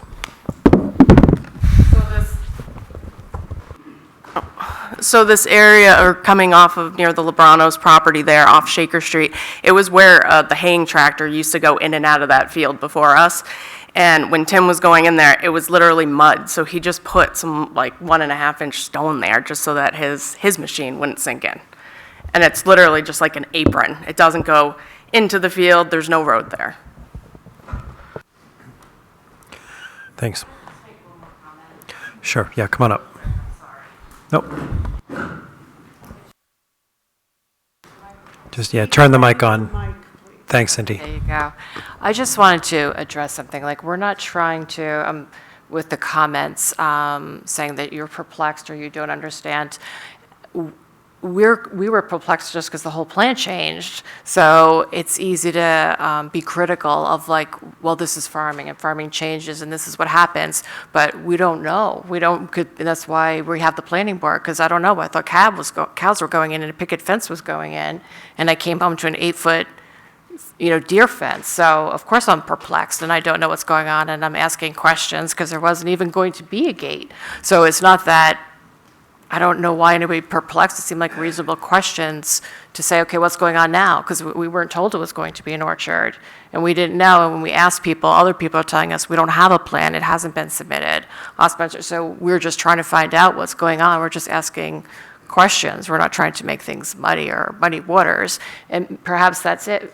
Perhaps you can put the fence right on the property line, and that's all approved. All I know is that this is New England, and in the town, in the street that I live on, people are true to their word. And if I have a conversation and you said this is what's going to happen and this fence is going to happen, then traditionally that is what happened. So that's what it is just surprising to me that it changes and that it's just, I don't know if that it's the first time I've been in this situation where it's well, that's it. I guess that's, the rules are the rules, and that's the way it's going to be.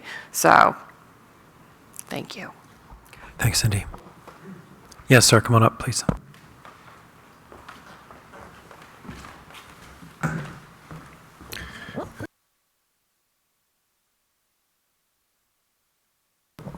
Hello. Here we go. Quick question about something different. And maybe this is a question for Mr. Helm.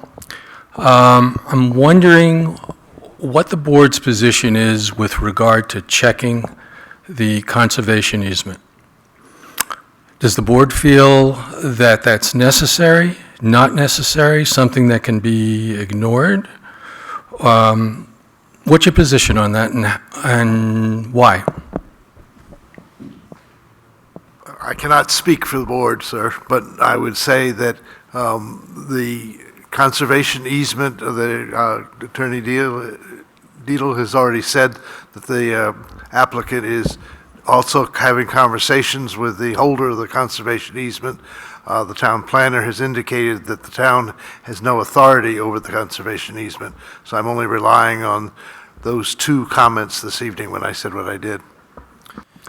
And the board's process, go ahead, Adam. So we ran into this several years ago with a building permit that was issued on a conservation parcel where a barn could not be built. And so at that point, we had conversations with town council and the easement holders, and it was determined that we don't have the ability, the town does not, as they're not the easement holder.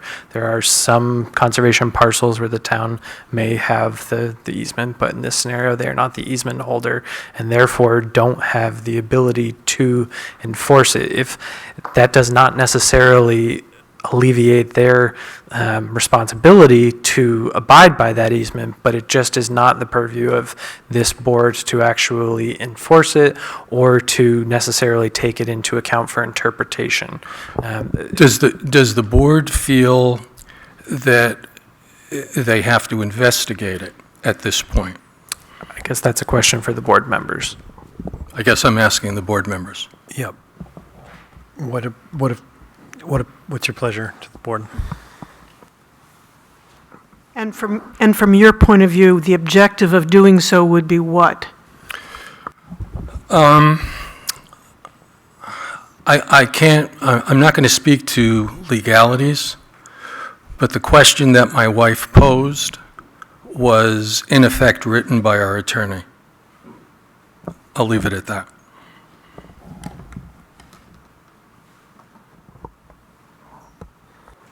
Forgive me, but that's clear as mud. Well, I guess that's as clear as I'm going to be able to get. Adam, I can give my answer as a member of the board. Please. I can give my answer as a member of the board. The easement holder got actual notice of the original process, this process, and we are aware that they've been in conversation, so they're aware of it. And it's, as far as I know on this property, it's totally their purview in terms of enforcement. Thank you. Thank you. Yeah, and I would echo that.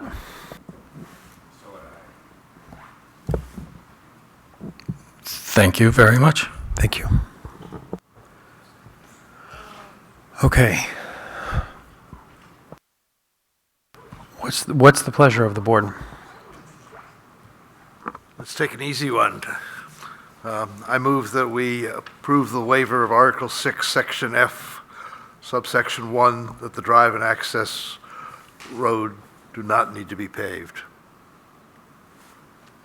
Is there a second? Second. All in favor? Aye. Any opposed? And I think we should just be clear. So since at the last meeting, we identified that the alternates would be sitting in for, we should just do that again. Yeah. So the voting members Yeah, that shouldn't change. are Paul Vance, Paul Gorman, Tim Parody. Are you voting? I can't. Okay, you weren't at the first meeting, so you're going to abstain? Is that, okay. So Bill Helm, and then Emily Campbell and David Royal would be sitting in for Jeremy Bonin and Miriam McEnroe. Yep. Thanks, Adam, for that reminder.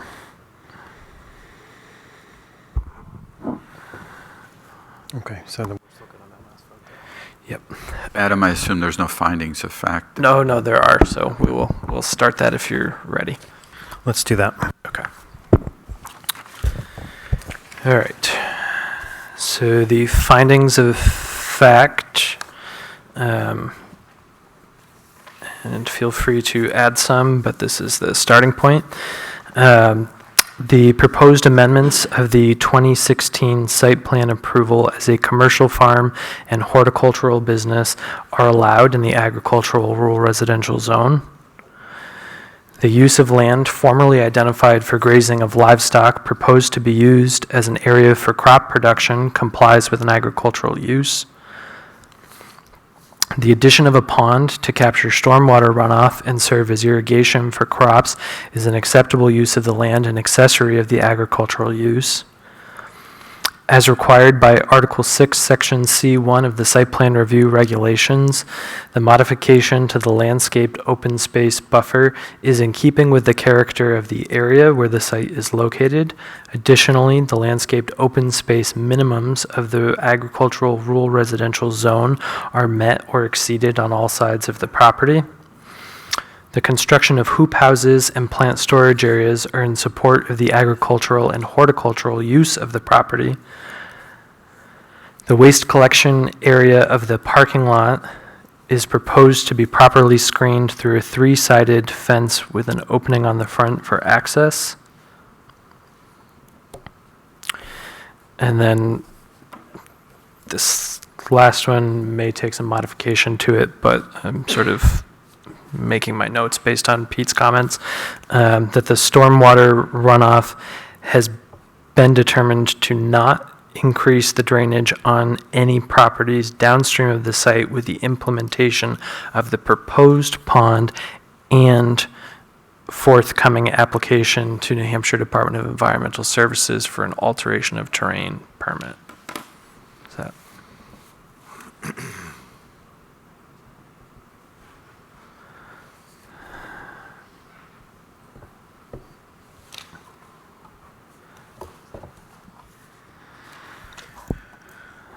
Does the board hear anything else that we might have disagree missed? with any of them, or take issue with any of those findings of fact?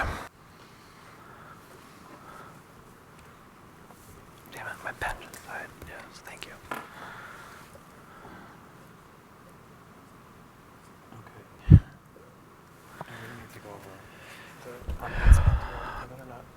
We don't need to do that, but I assume we want to go over conditions again if you're actually getting ready to make a motion. Okay. So then another run through of the 9 proposed conditions. All right, so number 1, the applicants will submit the alteration of terrain permit to the town planning staff prior to the submission to the state.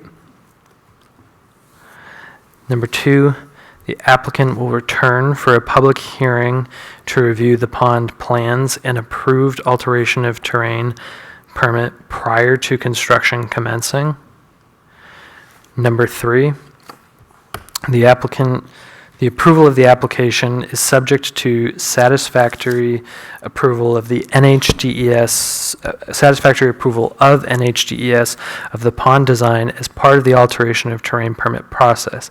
The implementation of the pond must not result in any additional runoff and compensate for any additional stormwater created by the previous land clearing. Number 4, the dumpsters must adequately screen through the installation of a 3-sided fence with opening on the front for access. An updated site plan should be submitted to the zoning administrator that depicts the fencing and location of the dumpster. Number 5, snow storage areas must be depicted on an updated site plan and delivered to the zoning administrator. Number 6, items, equipment, and materials stored in the staging area must be related to the agricultural use and operation. Number 7, the applicants and owners will provide an annual update on their plantings by the end of June of each year for a term of 3 years, including 2024, 25, and 26. The operation must seek new approval to conduct a pick-your-own orchard of any kind. And number 9, that a Knox box will be installed at the gate for access of emergency services. Is there anything additional or comments or alterations? I didn't hear any. Okay. So what's the pleasure of the board? Hearing those, the findings of fact and the proposed conditions, and of course, the approved waiver.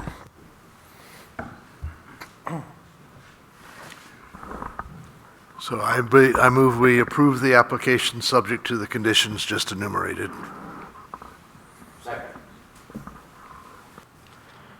Okay, all in favor? Aye. Any opposed? And we know that we noted the abstentions earlier. So Mary Ann was the abstention. Yep, Okay. and Jeremy was obviously. recused. Recused, yeah.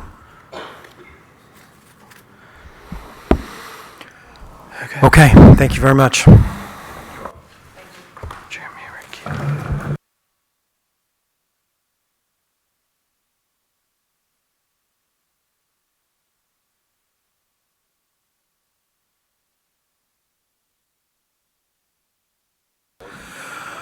Okay, we're going to continue our meeting now. So if you can make your way into the lobby, that would be great.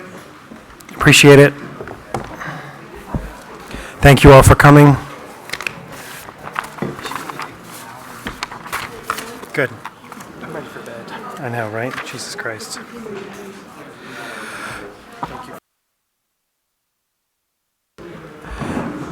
Literally, the thing already broke, and it's already not working. I love this bit. I did. Tim gave me one, so I'm seeing if I have It's a hero.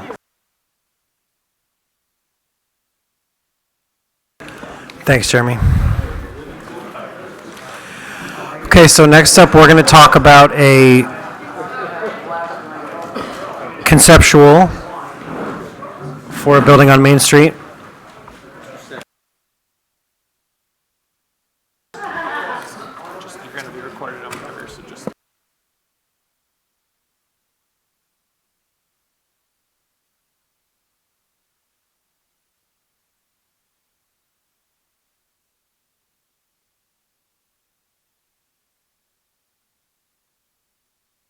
Thank you. Thanks all. Okay, so Jeremy Bonin is going to talk about a conceptual for us.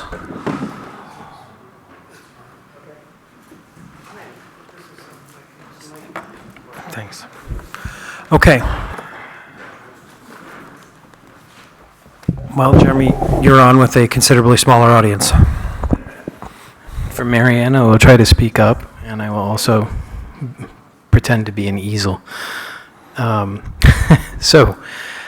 This is a preliminary site plan review. If everyone is familiar, this is 93 Newport Road, so it's the laundromat. And tonight, really, we're just bringing it forward to take a look at the proposed site plan layout. The general intent is to keep the shell of the building, take the truss-framed roof. That big giant roof is actually empty. There's nothing in that, except for some storage of dry cleaning. Take that off and proposing putting 2 stories on top of the building. The proposal is going to stay under the New London height. The intent is that the laundromat, I'll flip to the large floor plans in a second, that the laundromat and the dry cleaners will sort of separate their uses but still remain on the first floor. But obviously with the increased... She's getting the door, sorry. Obviously, with the increased 2 stories, we need much more parking that's there. So the general idea would be a completely conforming application with 1 waiver requested, and the waiver that we would be seeking is for the total amount of parking spaces. So the reason that we would be requesting that is the first floor would have a few unique sort of applications. So the dry cleaners, if we were to, for instance, calculate it based on the 1,000 square feet, 4 parking spaces per 1,000 gross square feet, we come up with needing 4 people for the dry cleaner, but there's technically only really 1 person there. Then there's also 2 other uses where the uses of the new owner would actually be nighttime uses, not daytime uses, so there's an overlap in parking there. So really the intent is to ask for the first floor to be calculated on the actual uses, which would be 10 parking spots, as opposed to 14 if you were to calculate it by the 4 per 1,000 gross square feet. So really, we're looking to put in 28 spaces instead of 32. I'll flip to the secondary pages, which are the floor plans. I don't know, probably in the way Paul can't see. So this is the back of the building. That's Newport Road. Vestibule coming in, laundromat use in the center, come into the vestibule off to the side, very similar to as it is now, where the dry cleaner and then the dry cleaning operations would be. The proposal is to sort of make those areas smaller as they have more space than they need. And then the other half of the building is a complete reworking. Some of it would be office space, and then the two back areas that would become sort of the alternate nighttime use is where we would be asking for the parking relief. Second floor would be all office space. We would use the standard 4 per 1,000 square feet calculation on that. Obviously, the whole process, the building permit would have to go to the state as it's commercial and New London isn't doing it, but the design intent is to have 2 stairs, 2 means of egress, everything that's required from that vantage point. And third floor would be a 1-bedroom and a 2-bedroom apartment style unit. So the 1-bedroom and then the 2-bedroom. So the building is, I think it's 80 by 50, 73, 5. Yeah, it's about 4,000 square feet. Oh, of the living units, they'd probably, one would be maybe 1,600 square feet. The other, taking out circulation, maybe 18, or maybe 14 and 16 in there somewhere. The third floor footprint's smaller than the others, so we're actually leaving some exterior space for balcony. So footprint-wise, it'll be a little bit smaller than the floors below it. So in general, same use, but added use on 2 stories above it. So Jeremy, just a quick question. So you're, just to visualize it, because of the height restrictions, are we thinking something more akin to like the Kidder building or something like that, where you have a flat roof and you have 3 stories? It would have to be a flat roof to be able to get the 3 stories into that space. Does that architecturally make sense for you as well? We do. That site actually is down from the road a little bit. The building itself is actually downhill from the road again from that. The taller spaces, the 3 stories, are actually shifted back. The balcony spaces are on the road front. And then we're breaking up the massing left to right. We have the stair tower that we'll need for egress and elevator that'll be on the right, and then there'll be open balcony on the left. So it won't look like a big block of a building with a flat roof. It'll kind of look like a somewhat big block of a building with multiple small flat roofs. Right, but it won't be a kind of like a Peter Christian's kind of like giant thing that's right No, there. it's not going to be 3 stories on the street facade. Right. Okay. And then the cladding, right now I think it's vinyl, right? It is. The whole building is basically going to be redone. The walls are concrete, actually, as it is right now. So we're going to keep the concrete walls, but we're going to have to basically punch a whole bunch of new openings in and do all of the framing for the superstructure within the footprint of the building that's there. So it'll be completely reclad. We're working on renderings and proposed elevations, but we wanted to come in and see what the board thought, any other suggestions, and then, because we don't want to necessarily pave over the lot in its entirety, we were interested in seeing if, by specific use, we could get the paving down by asking for a waiver, based on more of what the actual use count is going to be in lieu of just a gross square footage count. Questions from the board? Thank you. Gee whiz, why do I forget that all the time and yell at everybody else? Jeremy, I've got a couple of questions. I heard special nighttime use. Could you explain what's going on then? Jim might actually be able to explain that better. Can I put you on the spot? Okay. Jim Bruss. So it would be used by our concierge department and our linens department, and they would be processing things going out for the next day. So it's still part of the a laundromat and dry cleaning operation? Separate business. Okay. Using some of the same equipment. Yeah, I guess you didn't need my help, did you? And the other question I've got is, what are you going to do about fumes from the dry cleaning function? The intent is actually it's going to become pressing, so the chemicals from the dry cleaning are not going to be present. And what is it going to become? it's going to be pressing, so not dry cleaning, it's going to become a pressing service. So that's why the total square footage of that area can go down. Okay. Jeremy, in terms of traffic pattern, the people who are using the commercial laundromat will now have to go all the way around the building to leave, whereas now you simply come in and out. So there will be a totally circular pattern there, and there's no concern about people sort of backing around and trying to come back out the entrance. Very easy for me to make a quick little U-way there, right back out. I guess that depends on the size of your vehicle. I can't do that. My wife has a very small vehicle.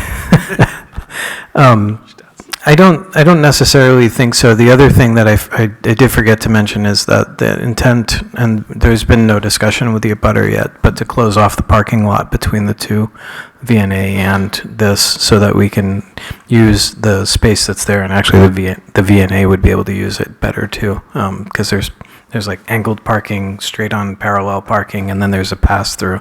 So this whole area really doesn't, from a traffic point, work very well. A lot of people come in here and park because the angled parking right now is this way. Yep. So if you come on site through this site's actual driveway, the parking, we've re-angled it so that it's actually in the correct angle, and it would all be indicated as, single one-way traffic to circulate around the building, which actually benefits the building. The reason we were trying to reduce the parking is it was, by only having the sort of, what we're calling the fire lane, but, the driveway out around that side of the building is to not put any more parking along here and, keep some of the trees on the site that are there between the two properties. Will it accommodate emergency vehicles, that fire lane and the It does. turnaround and all that? All the turnarounds are based on fire truck access. Okay.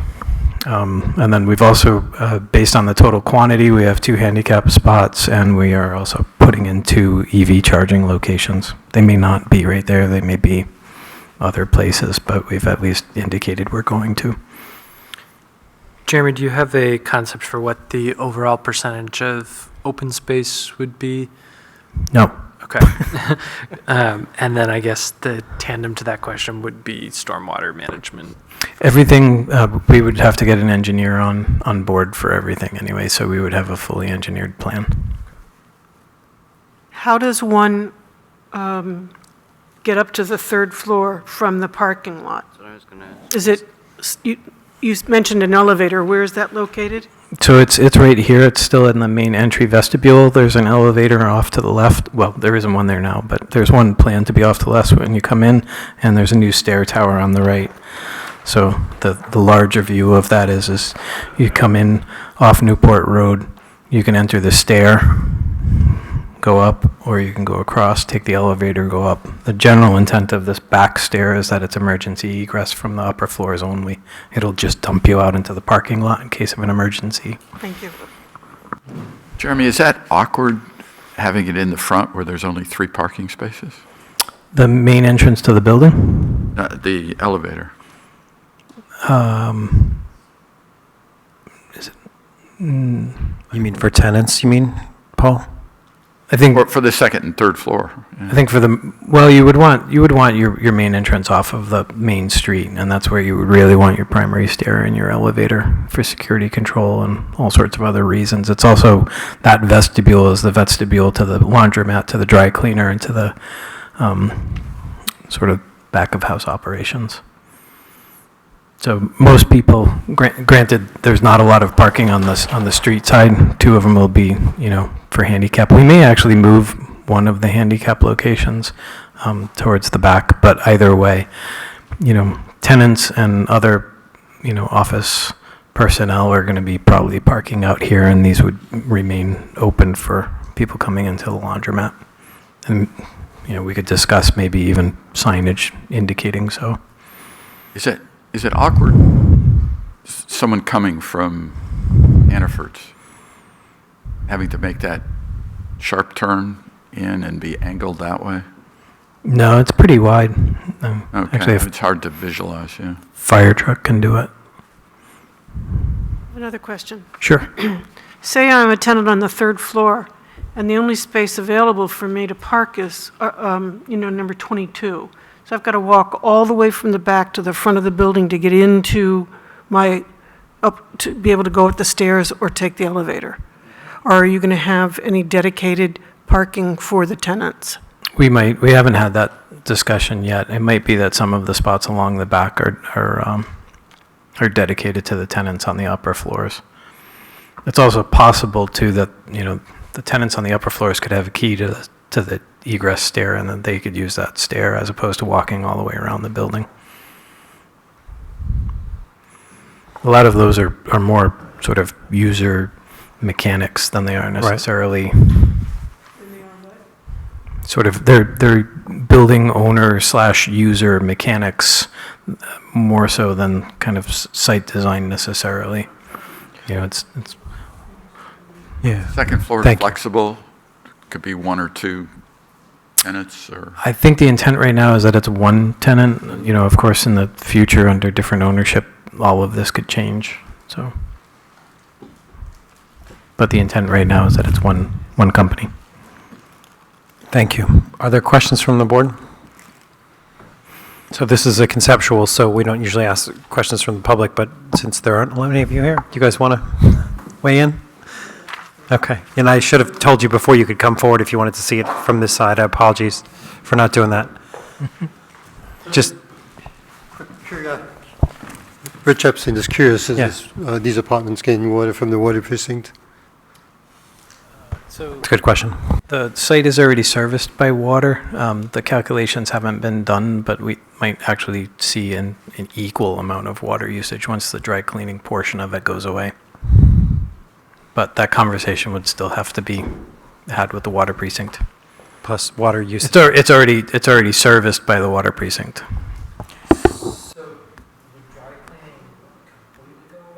Sorry. Would dry cleaning completely go away, or you would just be contracting that to someone? Contracting it, it would go off-site. Okay.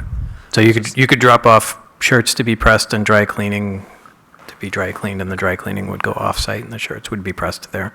Just trying to see if we had to deal with the backlash that we were going to get once this video goes live if we take away the dry cleaners.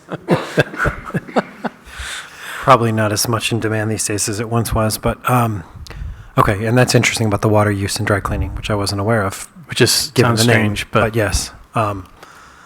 But nevertheless, very interesting. Other questions from the board? And I know I asked about cladding before, and I know this is not the purview per se of the board. I'm just curious. Have you had any thoughts about what you're thinking? Okay. Nope. Fair enough. We're still trying to keep it under 35 feet. Yeah, whatever you can. Okay, fair enough. I would just add that this property has the potential to really demonstrate exactly what we want to do on our commercial corridor with mixed use and apartments and businesses and retail.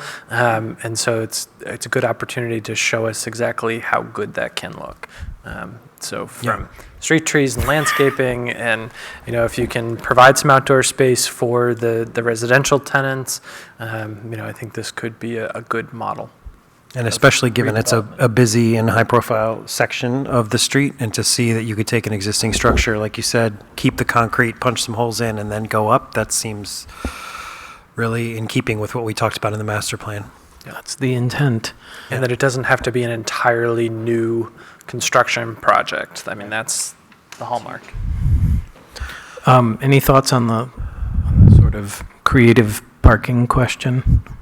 Using an actual count of people versus using the sort of 1,000 gross square feet. It comes up at a net 4 parking difference. So it would be a waiver of 4 parking. I'd be in favor of that, but I don't know about others. I think the argument can be made that the different uses will compete for parking at different times, and so that there could be a shared allocation for the different uses. So I think that seems reasonable. Okay, great. Jeremy, while we have it up there, we've talked a lot about form-based zoning. Were you not building on the current foundation? Just conceptually, would you move that so there's no parking in front? No question. But we're trying to keep the existing building and show No, I it's understand. there. Not for this. I was just trying to get in my mind what we'd been talking about. Yeah, that's a great point, Paul, that if you could move the building, you'd hug it to the street, right?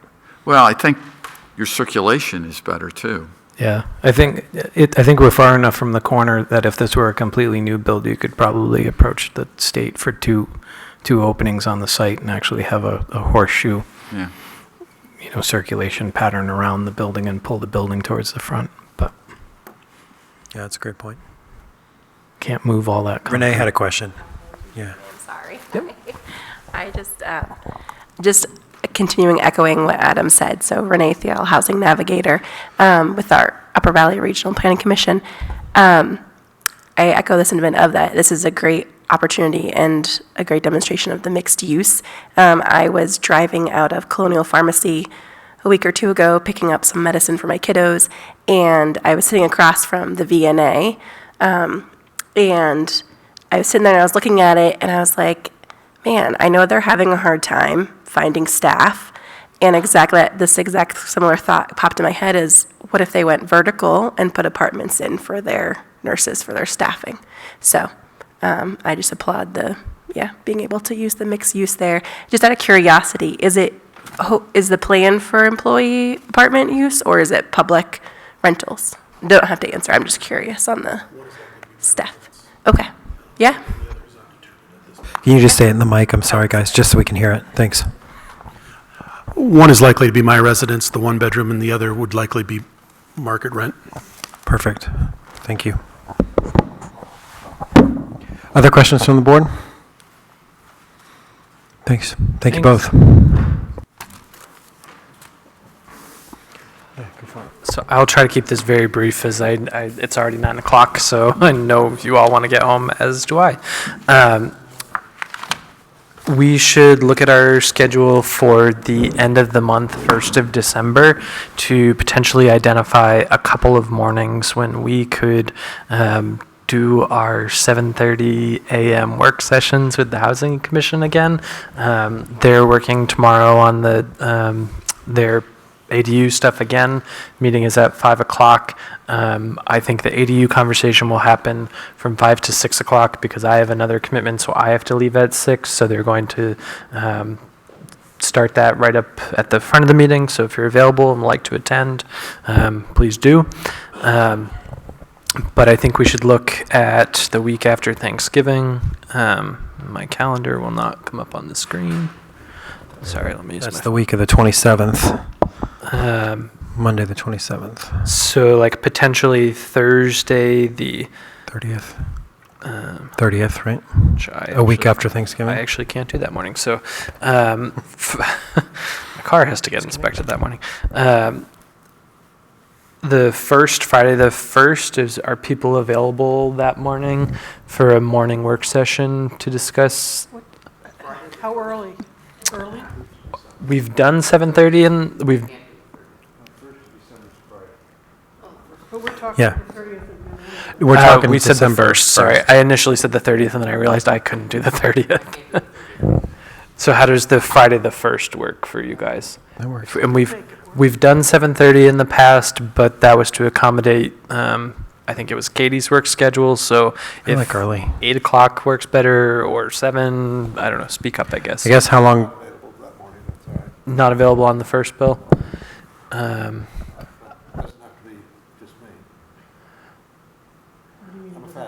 What about, I would say Wednesday morning instead, but we will be here the night before for the planning board, so I doubt you all want to be here until 9 o'clock and be back at 7.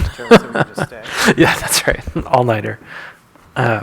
So if maybe we should pencil in put the first on at 7:30, And then let's look at one the following week too, and get that scheduled. And then what we'll want to do is make sure that Bill is available the second week over someone else's conflict so that he has a ability to weigh in at that time. Does that work? Bill, is there a day the next week that works best for you? Thursday the 7th would be great. Okay. How's the 7th work for everyone? I'd have to really rearrange my schedule, but I could do it. Okay. I'd Is do that it it? for the planning. Okay. Look at you. Maybe we'll bring you breakfast. I don't want to promise, but yes. 7:30. She'll supply breakfast. What's that? Paul said we're meeting at your house. Ah, well. We'll never get there from here. Okay. So I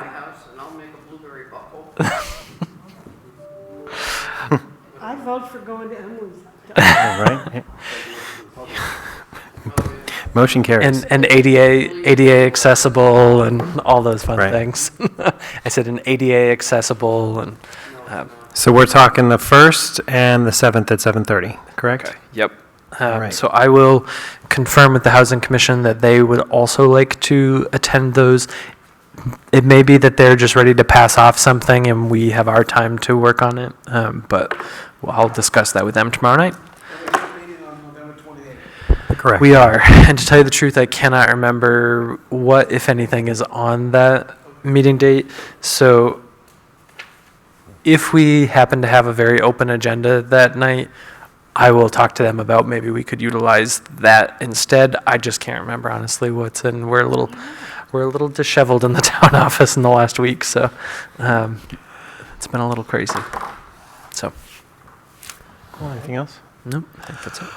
I'd like to thank everybody for a really long meeting, but a lot of hard work, so I appreciate that, and I appreciate everybody coming to the site visit today, and for, again, your attention and hard work on this. I know it was not easy. So, with that said, is there a motion to adjourn? All right, all in favor? Thanks very much.